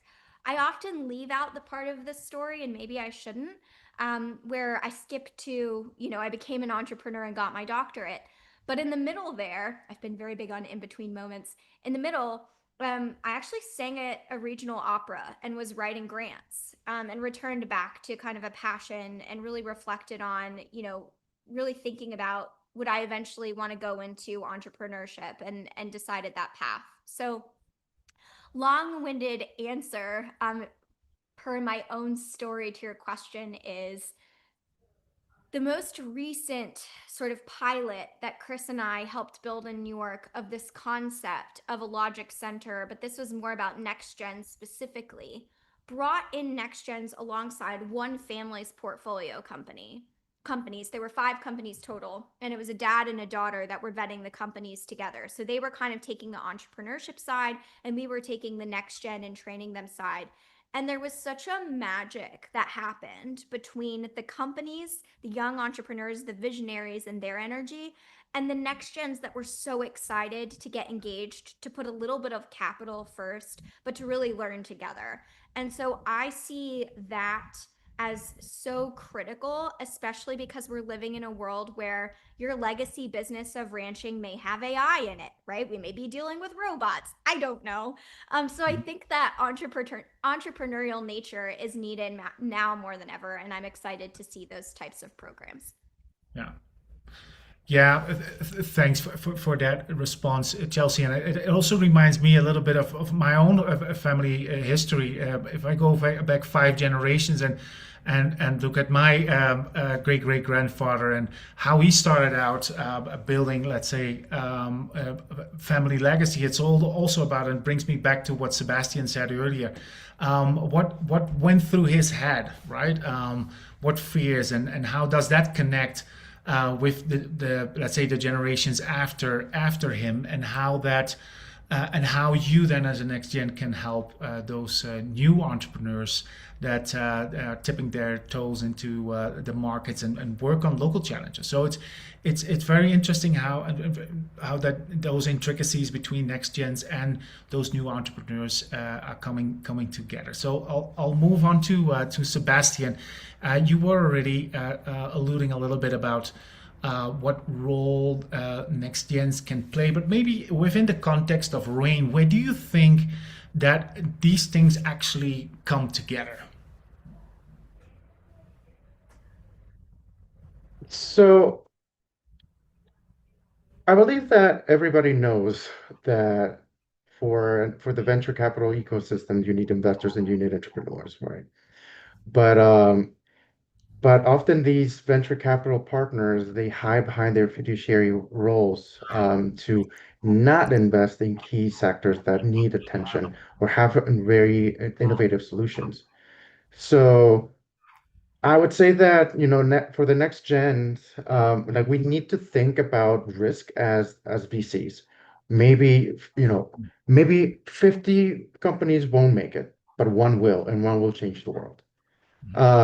Like that framing of risk rather than something to be avoided, but as a systemic part of the investment process and as on a return analysis is important to have. Now, why RAIN? It's because we're not taking money. We're building partnerships. Mm-hmm. So we try to match the best talent of the entrepreneur side with the catalyst and capital of NextGens and their legacy businesses. So when we merge those two values, we have innovation with legacy resilience. That is how you build businesses at scale. Yeah. Beautiful said, actually, Sebastian. And I think that also takes us to that learning journey, right? It's a learning journey on the next gen side, but it's also a learning journey, let's say, on the entrepreneurial side. So I want to thank Chelsea and Sebastian to briefly talk a little bit about that. I'll move forward because we only have very little time. So thank you guys for being here.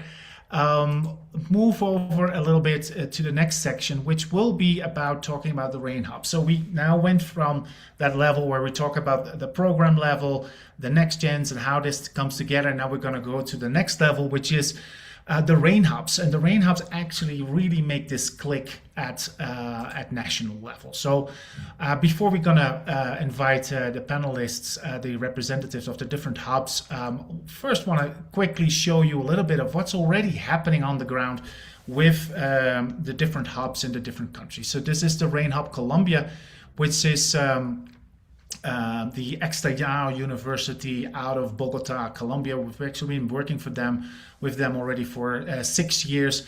They're very strong at what they do because of, and they connect a lot with the work that we do because they focus on the SDGs.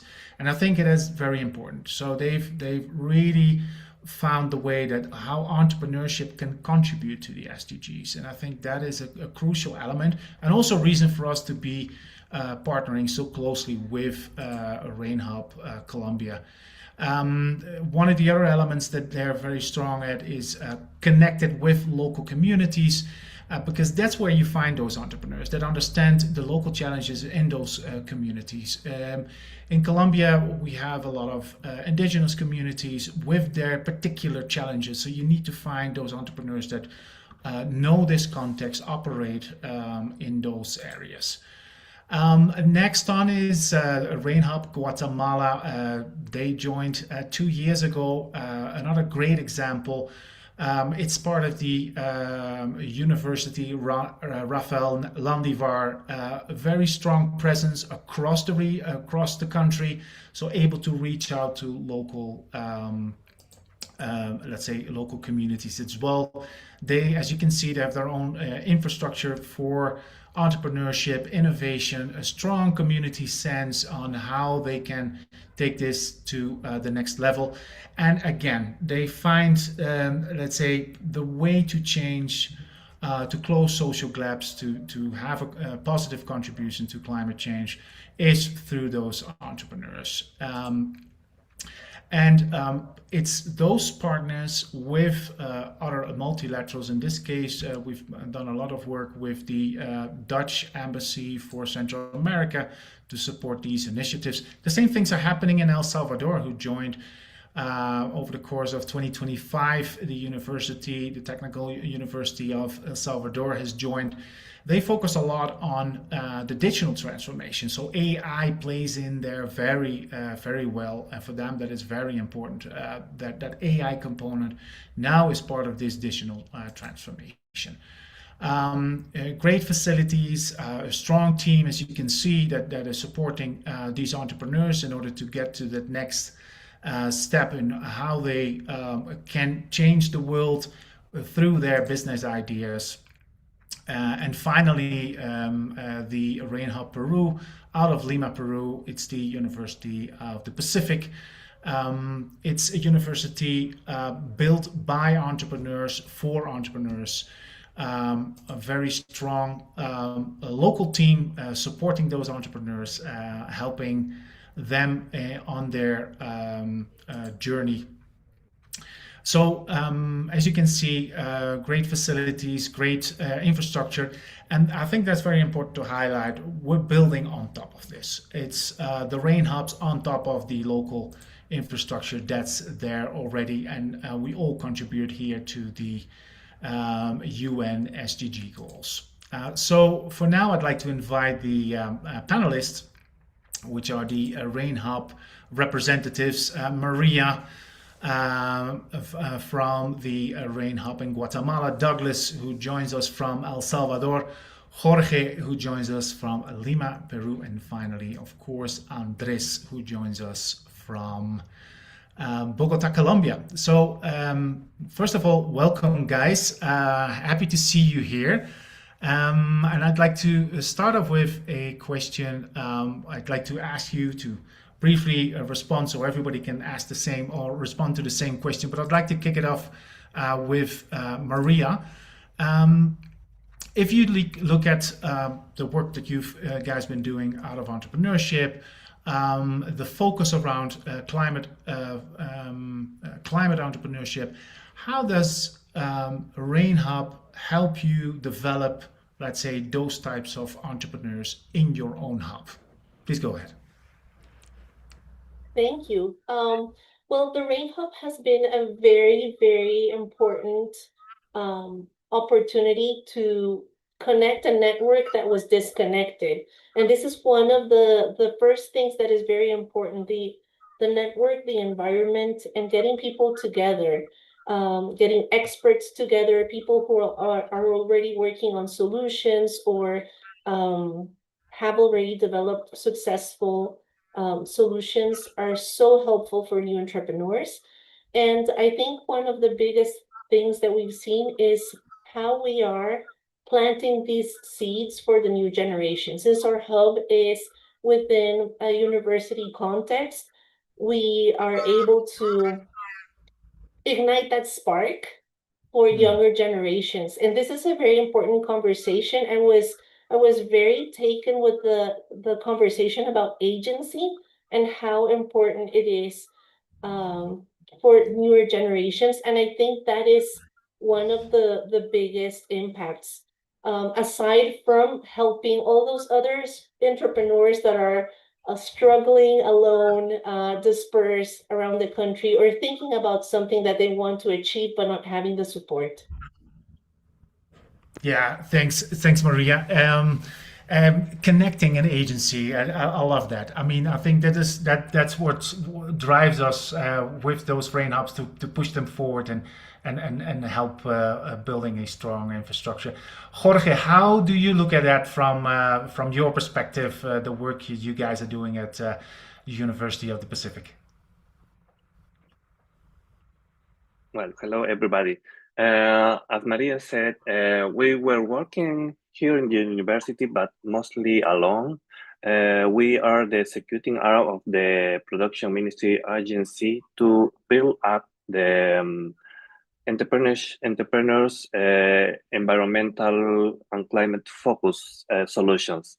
But we were mostly alone until we found Brain Hub, that it gives us some tools and connections, which is the best part, to talk together about the same topic and mostly the same reality across the region.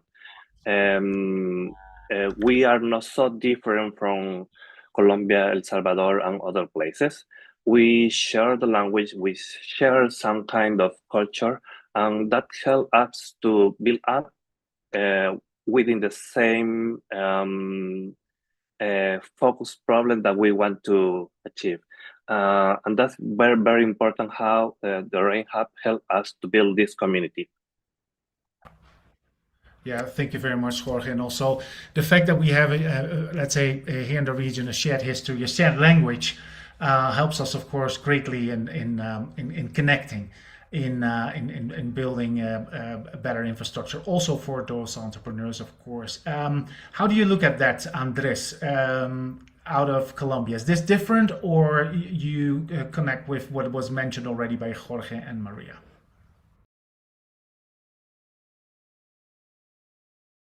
Sorry, my microphone was off.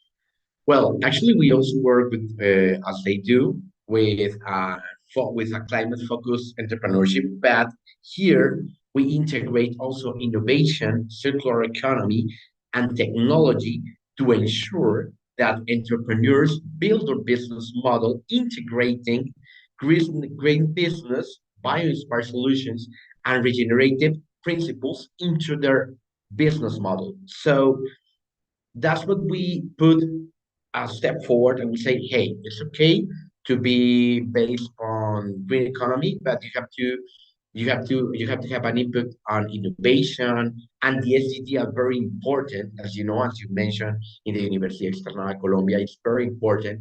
So it's how you connect academy with those generative principles to make real life business model out of academy. So it's the way you integrate academy and the real world with that bridge, that the bridge is the Rain Hub Colombia, that it widens the gap between academy and reality based on the four pillars that I have just told you about. So I think we are aligned, we are in the same path, we are going the same way, and we have to keep on going that way to integrate those four pillars into what they already have said. So I think we are focused on that, and our approach is very important because we go beyond the company creation and we focus on forming the entrepreneurship on how to understand the climate impact in their decisions and also in their business model. So I think we are focused on the same goal, and we are going to get there together because together we are always stronger. Thanks, Andres. Yeah, shared goals, building bridges, amazing. Douglas, what is your perspective from El Salvador, being part of this Rain Hub community? Hello, everybody. Nice to meet you. My name is Douglas. I'm from El Salvador, and we are here with you today. As Universidad Tecnológica de El Salvador, we are working in a specific program that is called UTEC Verde. That's the sign. And we are trying to teach to students in the classroom that they need to create a new project where they are working in the sustainability. Because in El Salvador, we are trying to create a platform where the entrepreneurs can understand how they can to take care about environment, because we are passing for a special time here in El Salvador, because we are changing all the politics and the climate times here in El Salvador. So we are trying to, our focus as Universidad Tecnológica is to teach the students to create business that can take care of the control of the environment, you know. And for that reason is that we create different programs here in El Salvador, and it's good for us to know initiative from Cleantech and Rain, to know all the progress in Latin America. Yeah, no, I 100% understand that, Douglas. It's also transformative times. A lot of things are happening on a lot of fronts. So being able to have this RAIN community where, let's say, entrepreneurs, and we're going to listen to entrepreneurs in a bit, have a community which is regional, where we can share experiences, where we can also share knowledge around how is circular economy being done in El Salvador in comparison to Colombia. What is happening in the energy transition in Guatemala in comparison to Peru. So those things are very, very important. We can bring that knowledge and share those experiences. So yeah, thank you very much. One other question I'd like to ask all of you is around data and AI, right? There's a lot of, at Logic Day, we talk a lot about data and AI, how this can impact us at a personal level, how this impacts us as educational institutions, right? Because in education, there will be a lot of different changes happening around data and AI, the way we teach, who we teach, why we do it. But especially also for those entrepreneurs, how can they incorporate this in this data and AI in their business models? How we can show the data around, let's say, the climate, the challenging. So as you can hear, it's one question wrapped into, it's multiple wrapped into one, but I'd like to start here with Maria. What is your take on this? How will this impact you as a person, university, entrepreneurs? Go ahead. Thank you, thank you. Well, so far as a hub, we're definitely trying to bring in data at a more strategic and automated way. So far, we've done it through expert knowledge, and we believe that data will have a huge impact on entrepreneurs, because the quality of the data, the clarity of the data will raise the quality of their ideas. And so it's really important. And I think what the focus will be in education and community is the focus on interpreting data critically. I think it's just not about only about the access, but about the interpretation, and developing the skills around systems thinking, ethical judgment, digital literacy, which I think in Guatemala, it's very diverse, the level of literacy and the ability to use AI and data in many contexts, and also the capacity to ask the right questions. So I think those are things we will be focusing on, that I think is our major role as a hub, as a university, in developing climate solutions and entrepreneurship. So, and how those things translate to those technical insights, that data can turn into value proposition that makes sense to communities, partners, and investors. At the end, it's about people and how we impact people's lives, especially communities, and how we can be respectful of culture and develop other solutions, how we create worlds within worlds. So I think that is my take on this. Definitely important. We need to work consistently on making it the best quality of data that we can, make it available, work on literacy in terms of technology, and making sure we're interpreting it critically and making a very ethical use of it. Yeah, thanks, Maria. Quality data, very important. That's how we connect. So we need to figure out the logic behind those business models, and let's say data can contribute to that. So that's great. Jorge, what's your take on this? How will it impact you, university, as a hub, and the entrepreneurs? Well, that's a very interesting question. I am a part-time professor here, teaching sustainability and circular economy.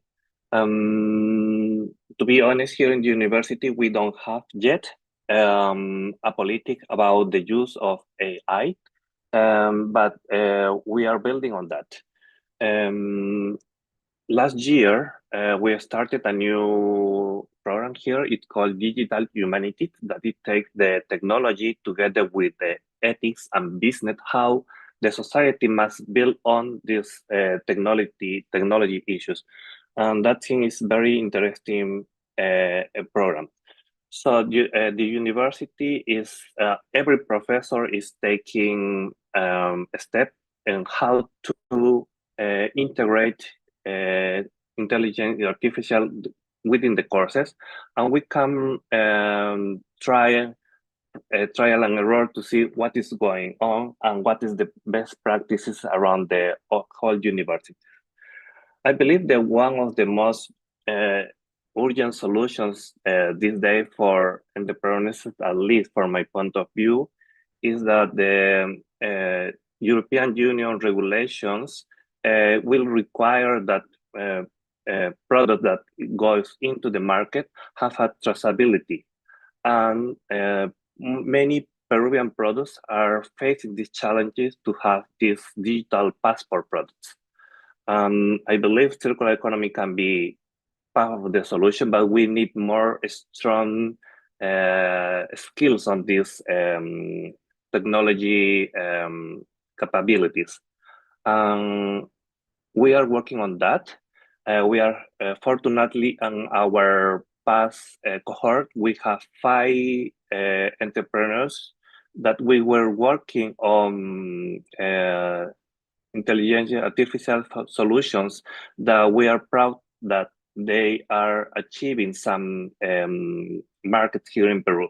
So in the future, probably they will be more knowledgeable around the region, and they can help other industry to leverage the point of digital passport.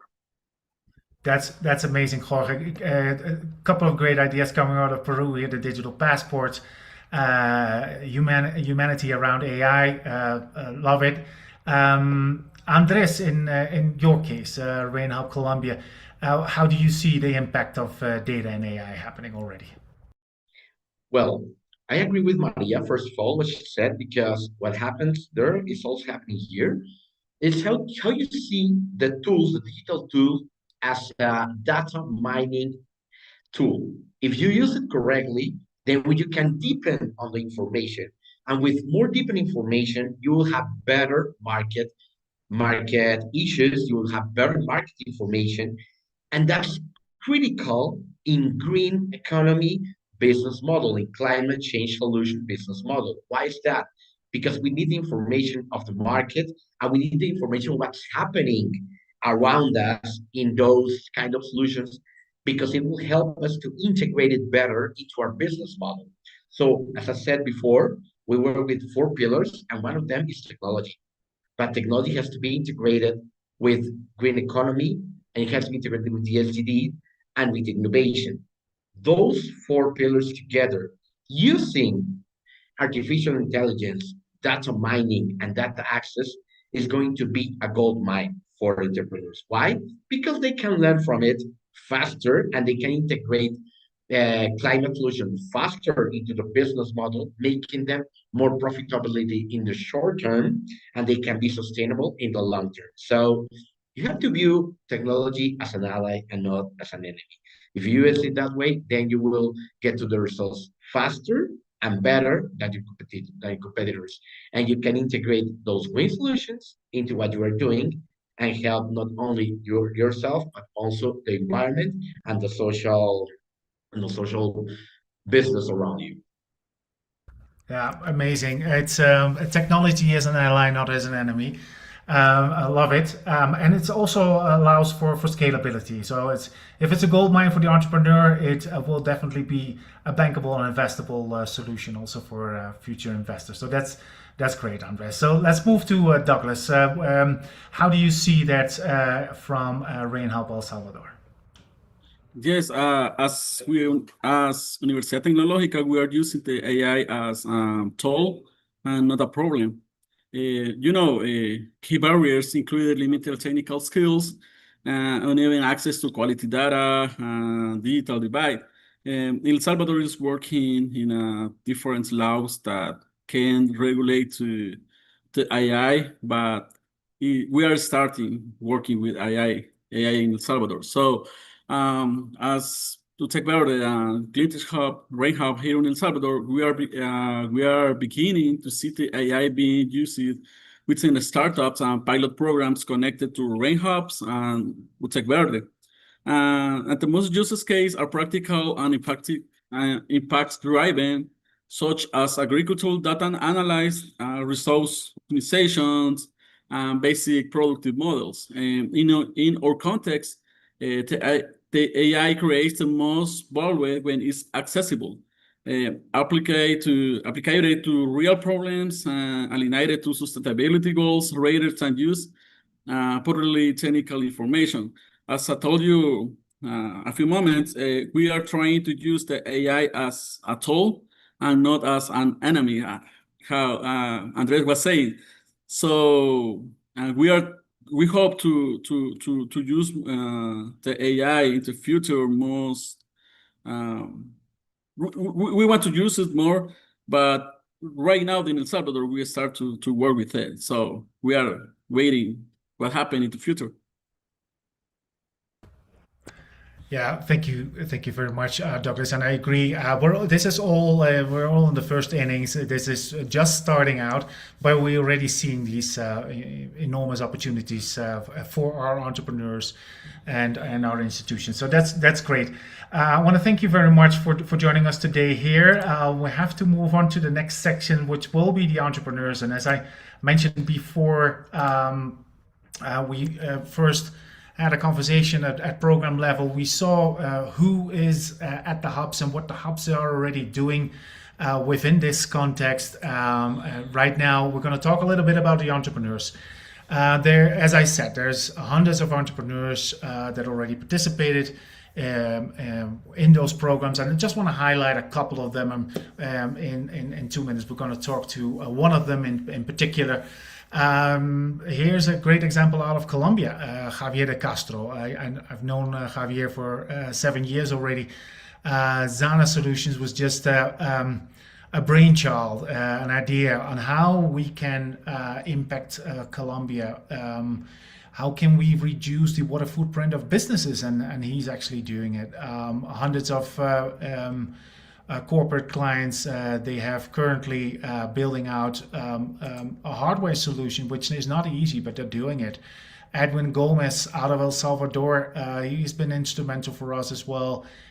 He's working on AI and data in the agro sector, a very conservative sector across the region, but they're finding solutions on how they can make those businesses more efficient. And Valentina Salazar, Colombian but living in Mexico, bringing solar solutions to the masses, having a very innovative business model in achieving this. And of course, all of them need AI and data to prove to their customers that their solution is the better one, that their solution is the more cost-effective one. And that is something which is key and how they can differentiate in a very competitive environment.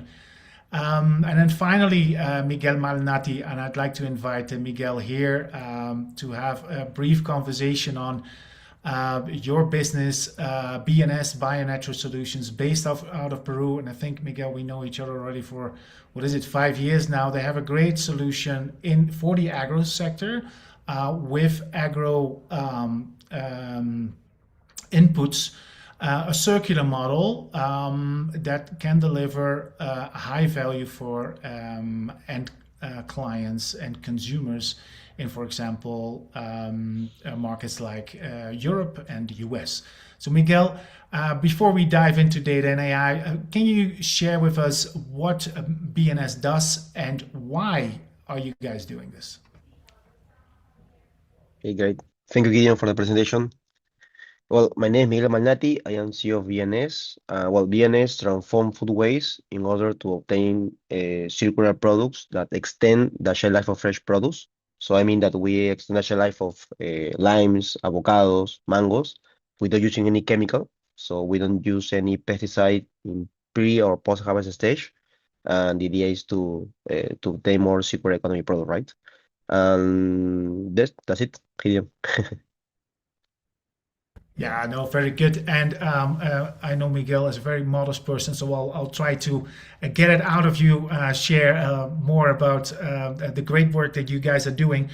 In order, because I mean, the agro sector, you guys work in it, it's very competitive, it's seasonal. How do data and AI help you? First of all, as a researcher, when you started out at La Molina University, get your product patented and then get into the market. How important is data and AI in this process? Well, we use the data to monitor the product performance. So we have a lot of trials with different farmers in Peru, Colombia, and Mexico. So data for us is very important to monitor the performance of the product. Then we monitor the shelf life extension, the impact, because we measure the carbon mitigation per every liter of product that they use. And at the end, the user experience, right? Because we measure the satisfaction of the user using our solution, because the transition is very difficult. Transition between the chemical that they used like 100 years ago, instead of a new product, right? So we measure this satisfaction, this user experience, and trying to fix some process in order to have the best results with the user, right? Yes, exactly. And I know you guys already working in, for example, the UK. It's a market you're trying to break into. You got some patents registered in the UK. Now, how is it that let's say a company out of Peru has to bring, let's say, this breakthrough technology into the UK? Didn't it exist? How is it possible that you guys were able to get into the UK? Where our idea is to be in touch with the importers, because in Latin America we work with the farmers, with the exporters, with the pack house. So the idea is to see what happened with the end user. So we go to the UK, to Europe, to see what happened with the final user, see what happened with the fruit after 30 days, because it's that time between Peru and the UK. So the idea is to see what happened at the end, and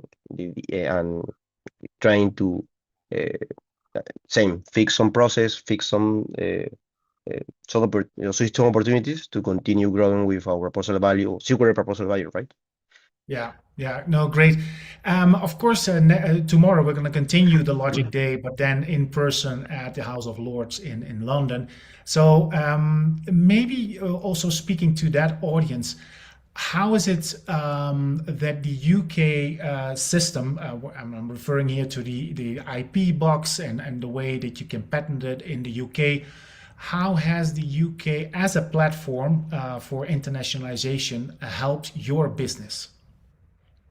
Well, I think that the UK have a lot of incentive, like for example, the AIS incentive from startups, the patent box to companies that have patents. So I think that they have a lot of tax benefit from the startups in order to obtain more funds in seed stage, and to continue growing later in Series A or B, right? So I think that is a very good model to maybe we can replicate in Latin America, to incentive that we have more startups, technological startups that needs more money to scale, right? Money and Yes. time. Yeah. Money and time. Very good. Now, looking forward, Miguel, everybody is talking a lot about data and AI. You guys have a solution which is part hardware, part software.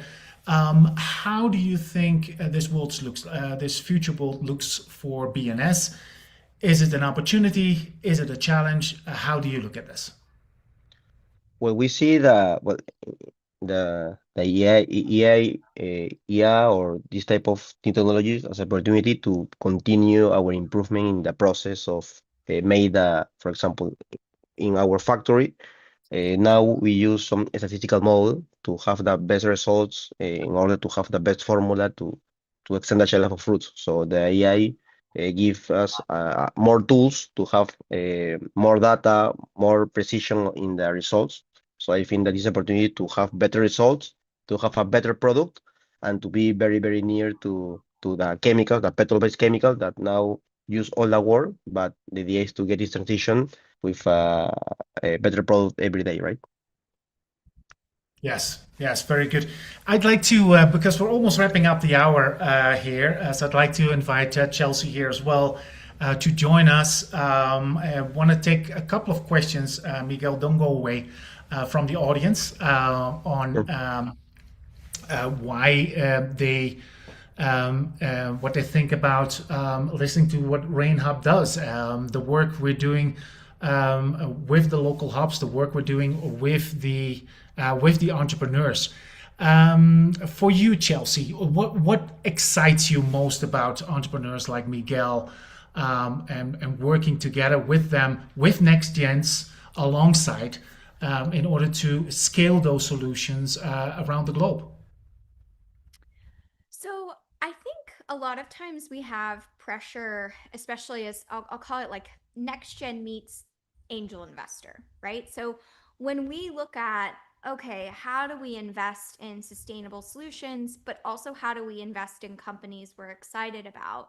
What I really love is definitely more so than like your basic accelerator, sort of the support and trust that we have in a program like Rain, because a lot of next gens in our ecosystem are very passionate about planet, agro tech, climate, right? All of these things, sustainability. But older generations maybe weren't as in tune because the world wasn't facing some of the global challenges that we're facing now.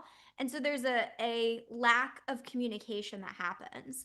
And so what I'm really excited about is with programs like Rain and with entrepreneurs like you, Miguel, et cetera, is like entrepreneurs are really our partners in helping talk to the advisors, talk to the elders, talk to other folks, as well as our credibility and experience. So you actually, as fellow entrepreneurs, have this amazing opportunity that I think is often missed because a lot of founders are going after the VCs, the larger checks, etc. But for those that decide to work with younger capital, they're not just giving you, maybe large checks, maybe they're small, but they can give you their time, they can give you their social network, they can give you their advocacy. A lot of times they can get involved in the company and the solutions. And those are the things that I am really excited about for the right entrepreneurs, like Rain entrepreneurs that are also being supported along the way. Yeah, no, and actually the same question for you, Miguel. How do you look at it from your perspective as an entrepreneur, right? What do you expect, let's say, from those types of investors? Can you repeat, please, Gideon? I think that I have some bad connection, sorry. Okay, no, I mean the same question for you. I just raised to Chelsea. I mean, it's not just about the capital. It's about the advocacy that comes along. It's the support system they can offer, right? How do you look at that as an entrepreneur, Miguel? That type of support. Sure, I think that is the most important for us because having a mentor or having an accelerator to give us the tools to avoid the fails is very important to have better success in the near future. Because as entrepreneurs, maybe we have a lot of tools or experience in the beginning of the startup, but when we start growing, we have a lot of challenges that maybe we don't know the best path to see.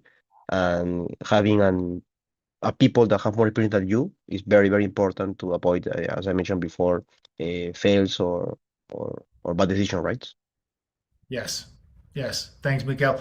And we're closing out now this session, so I'll give the last 30 seconds to Sebastian, who just joined us here. What is your take as a next gen? What do you think you can step in now, and what can you now do for entrepreneurs like Miguel? Well, each next gen is pretty unique. So, but they bring in a whole institutional knowledge that exceeds the capacity that an entrepreneur has access to. So, access is is a huge thing for a successful business. So bringing, not just, their capital, but their network, and their market entry opportunity. That's what's helpful for entrepreneurs, right? Beyond just the dollar sign and the investments. 100%, 100%. Sorry for putting you so on the spot, Sebastian, but thanks for responding. I want to thank everybody for joining this hour, talk about Rain, talk about Ali, and within the context of Logic Day. Thanks again, Chelsea, for the invite, for us being here, talking about the great work we're doing together. I want to wish everybody a great rest of Logic Day, and for those that are going to be there in person tomorrow, have a great day in London. Thank you. Thank you so much, Gideon, and the entire RAIN team, and the amazing entrepreneurs like Miguel. We will be sharing via email communications, but also online on the YouTube chat. I have some folks and some next gen friends that are helping me do this, but you can already sign up an interest form if you're interested in being a part of the RAIN program, the OLLI program, and the Logic Center initiatives. You can be an entrepreneur, you can be a next gen, you can be a family office, you can be a country leader.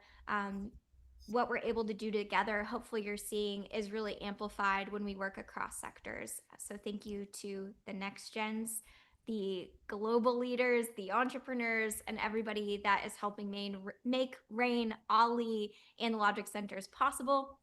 It is my incredible honor to now turn over to additional partners of Public that we're also very excited to highlight and be working with on some of these group initiatives. When Chris and I really asked the Public Foundation team, who could we turn to that could make understanding everything that's happening with the SDGs, data, geospatial geography, how these things work together, which is very difficult to understand, but really, really important for our everyday lives. They knew exactly who to point us to. So with that, we're so excited to be collaborating with the SDG Data Alliance and with Greg. I know he's brought in an amazing expert colleague to help break down some of these data decisions and the amazing work that they're doing. So with that, I'll turn it over to Greg. Thanks for joining us. And I think it's something crazy like 1 or 2 in the morning or something in Australia. So even more grateful. Thanks, Chelsea. Yeah, 3:30 in the morning here. So apologies if the light's not so good. I'm going to hand over to Clinton, my good friend Clinton, to lead us through this discussion. Clinton is not only a well-known leader of this sort of work in geospatial and SDGs and development in South Africa, but also in Africa regionally, and is also co-chair of a UN committee of experts as well that deals with this UN GGIM. So I'm going to let Clinton introduce, and I'm going to be the puppet here that's going to try and respond to some of his challenging questions coming from a country perspective. So welcome, Clinton. Thanks, Greg. Hope you can all hear me well. Audible? Good? Okay, great. Yes. Thanks for the kind words, Greg. I'm happy to be your puppet master for this evening. I've got a few questions, and thank you again to Chris and Chelsea and the team that have put together this interesting event. I've certainly learned many things, and I really do appreciate the voice of Next Gen. I think it's something even within the UN hallways, when we look at the work that the UNGGIM does, that we've been calling for, is to get these younger voices in to look at understanding the logic behind the work that we do. So you all then are welcome, and thank you for welcoming us from around the world. And today I want to just focus a few questions that many governments are quietly grappling with.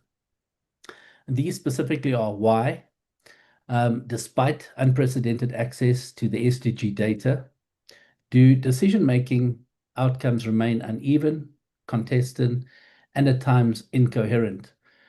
So Greg and I will use this time to move deliberately from data availability through the reasoning toward accountability and institutional change.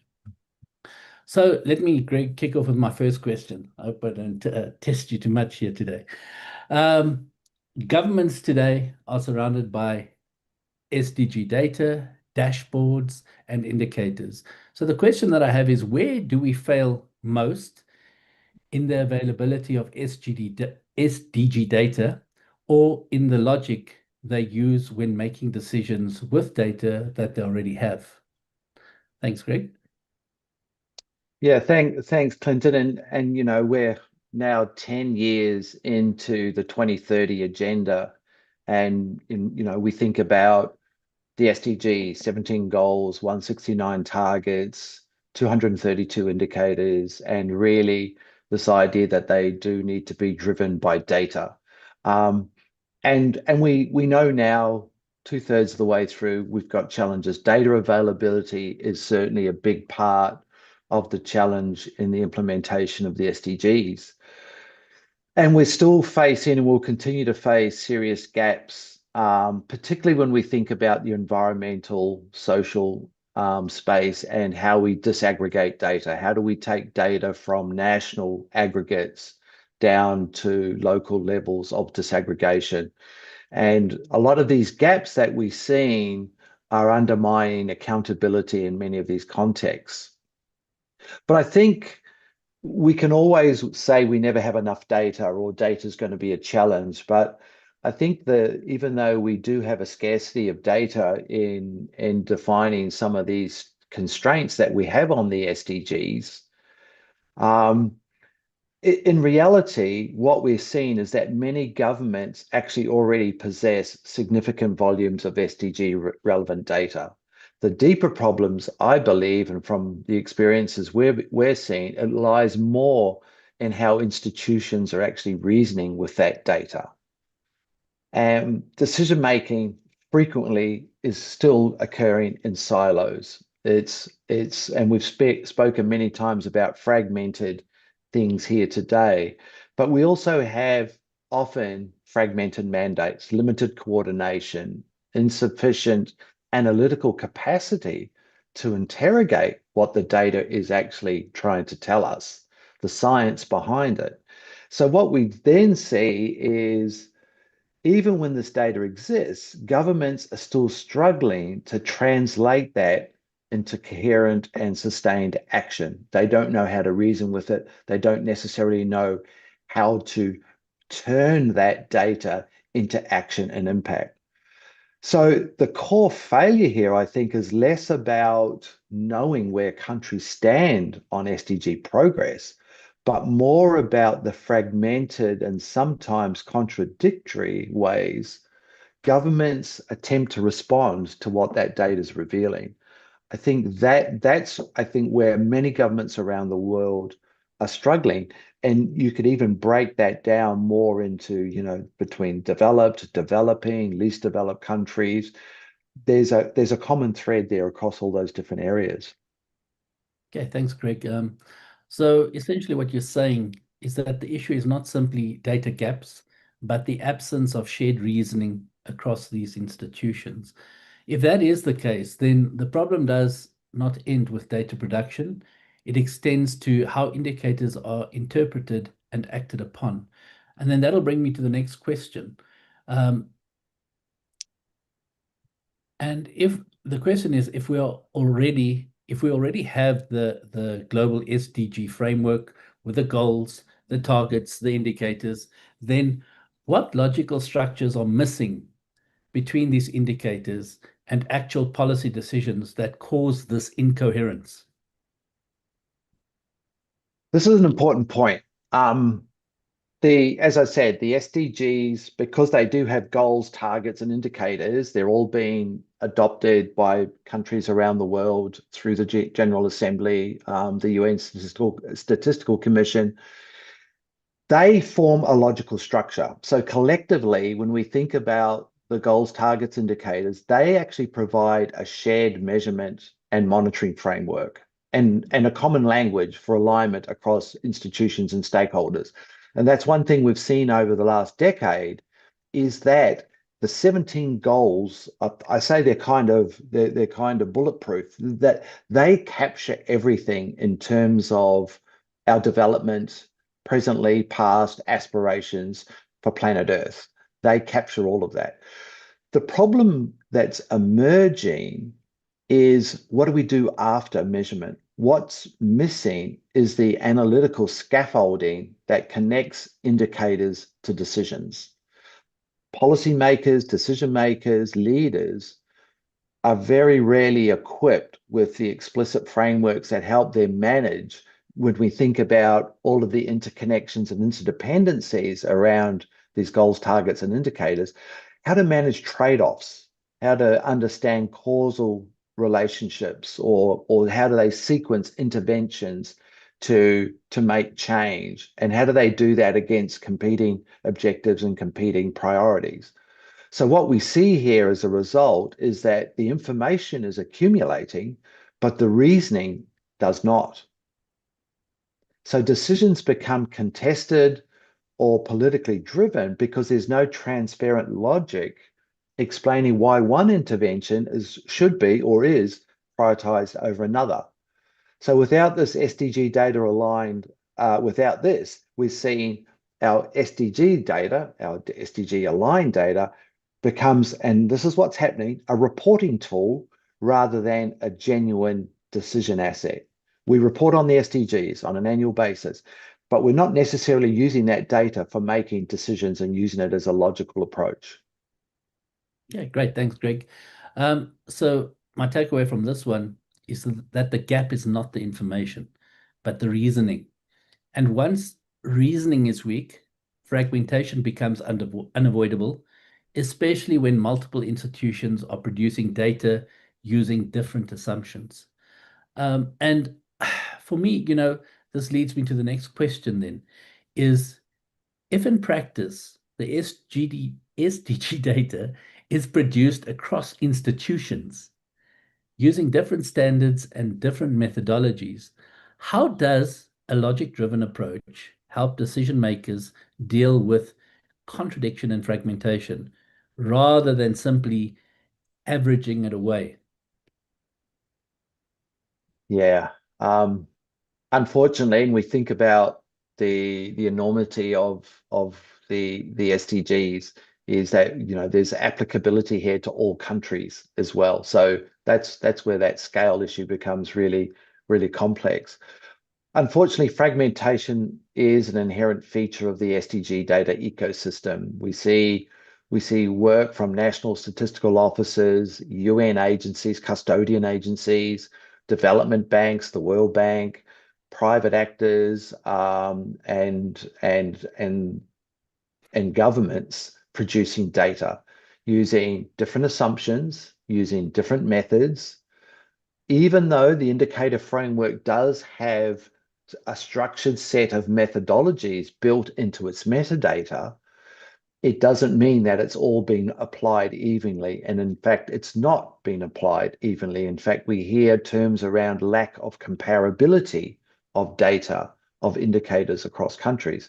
So what this does, this inevitably leads to inconsistency and contradiction and fragmentation. That's just the nature of it.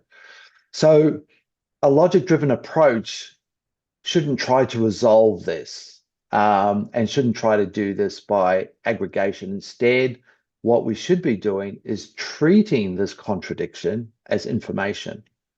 Systems thinking, cross-impact analysis, structured reasoning frameworks that can help our decision makers and our leaders understand why those inconsistencies arise, what they're telling us, what they reveal, and also the underlying dynamics to then address them instead of them not being there.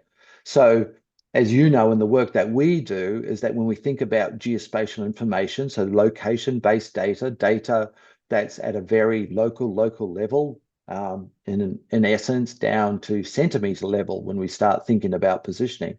So this, along with disaggregated analysis, is especially important. Because what it means then is that we can take national level averages around progress, for example. You might look at at, education or poverty or population development, and you have a national aggregate. But what that will often do is mask severe subnational reversals or differences.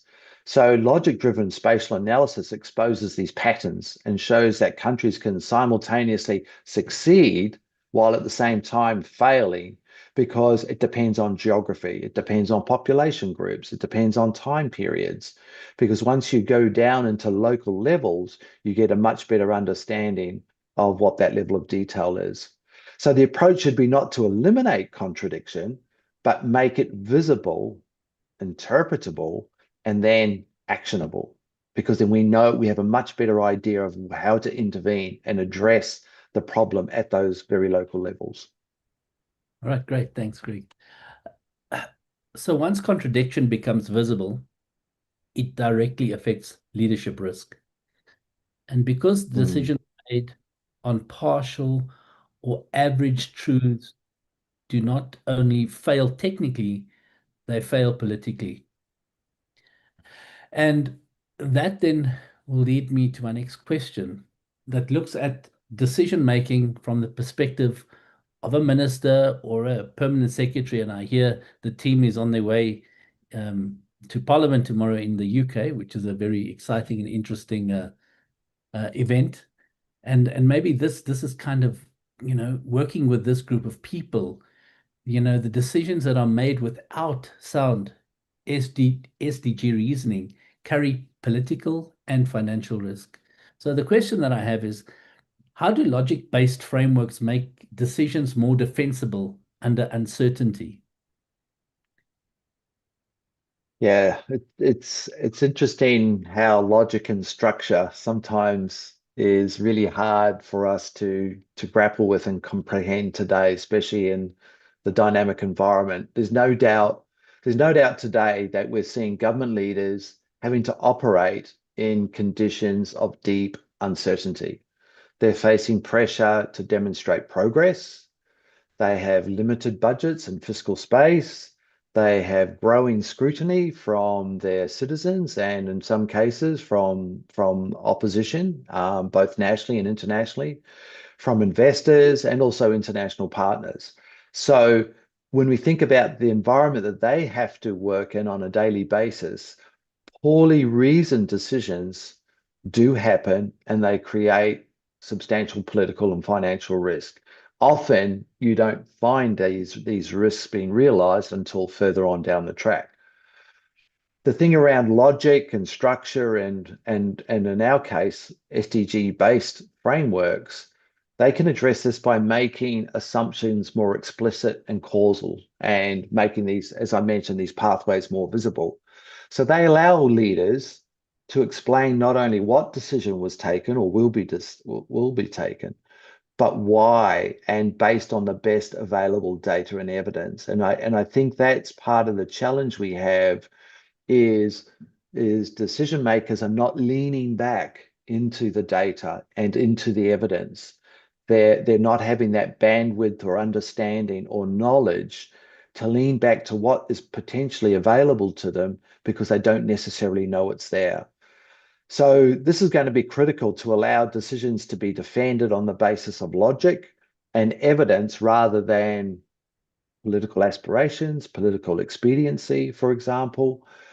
But when we think about how that could also improve the allocation of capital and interventions and clarify an uncertainty, this is why we need to think about these structures more in the future, because when we think about the environment space, climate, sea level rise, the environment, all of these challenges, interventions are going to have to be adaptive. It's not going to be one size fits all, and it's not all going to happen today or tomorrow.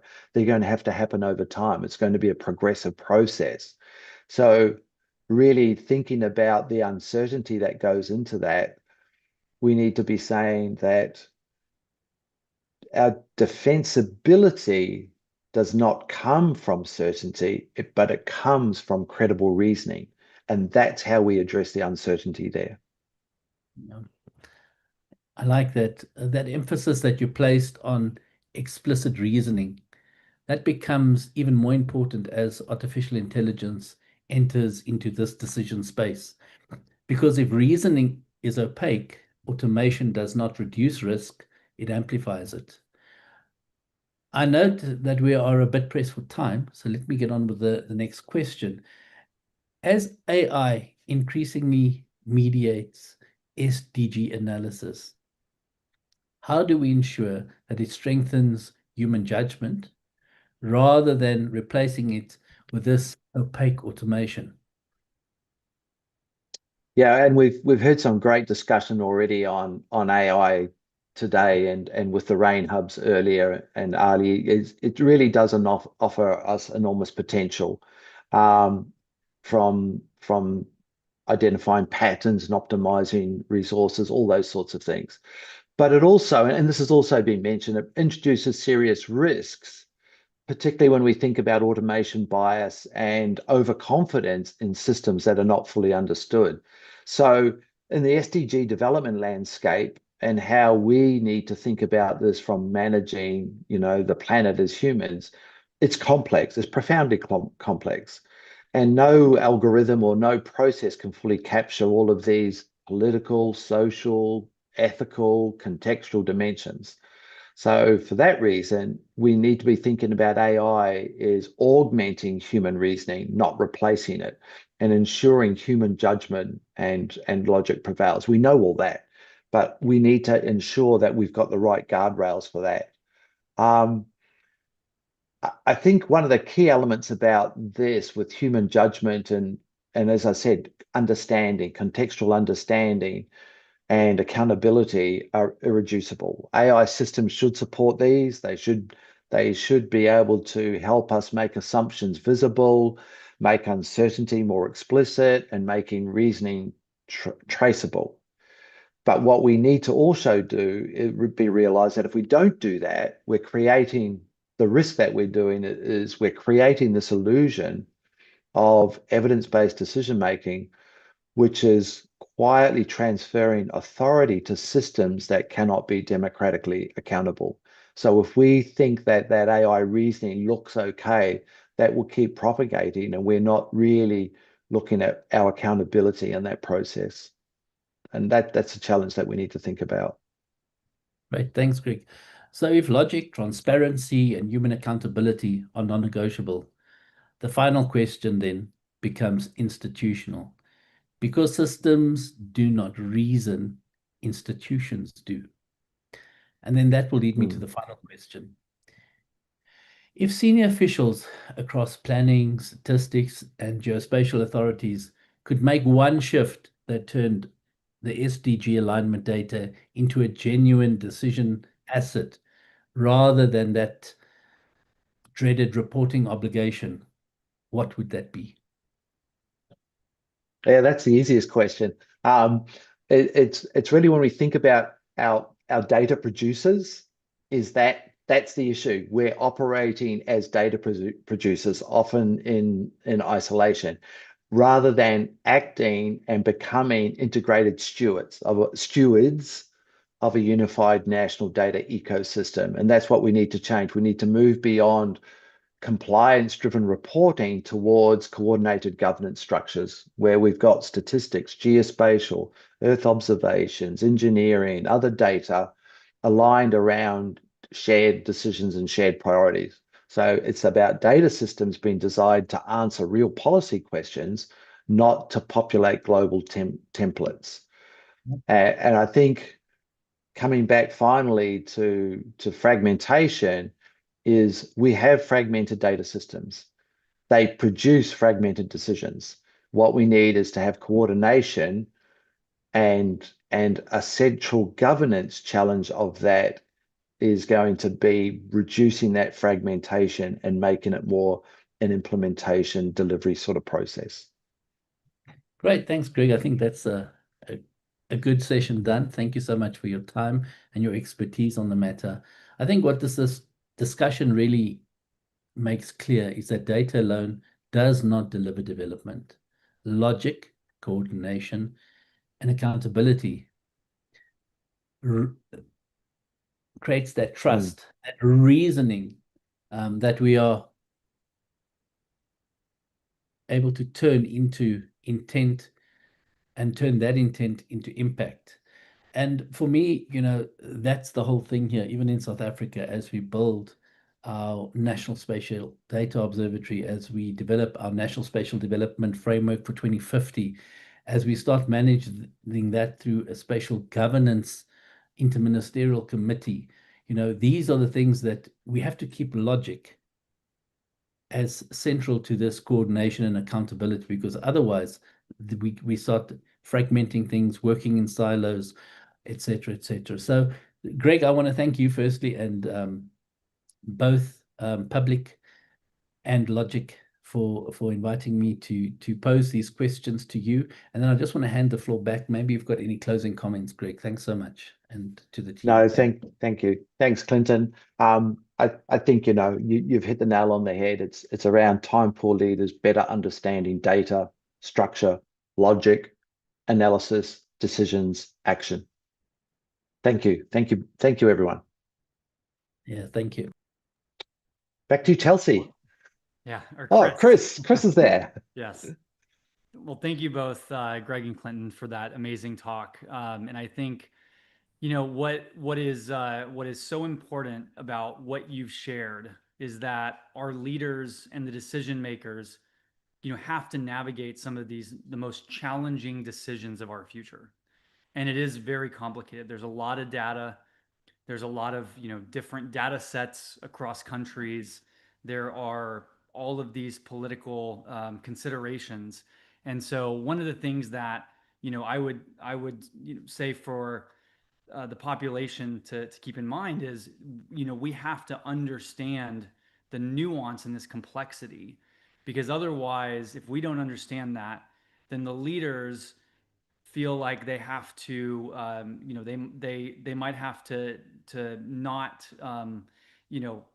be transparent with the reasoning as much, so there has to be more of this earnest interest from the mass population in really understanding the nuance and how these decisions are being made, and really supporting our leaders in making these decisions.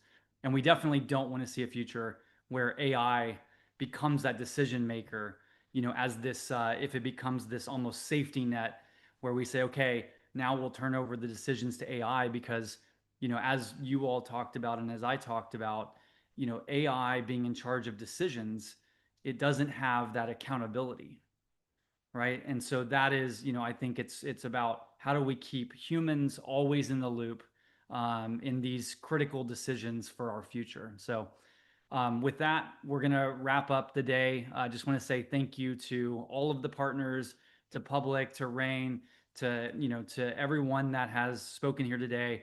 Appreciate all of our talks. And this is the first of many that we will have. So thank you, everyone. And we will also send out a bunch of resources in a follow-up email for all of the companies that were involved, so you can learn more about their initiatives. And so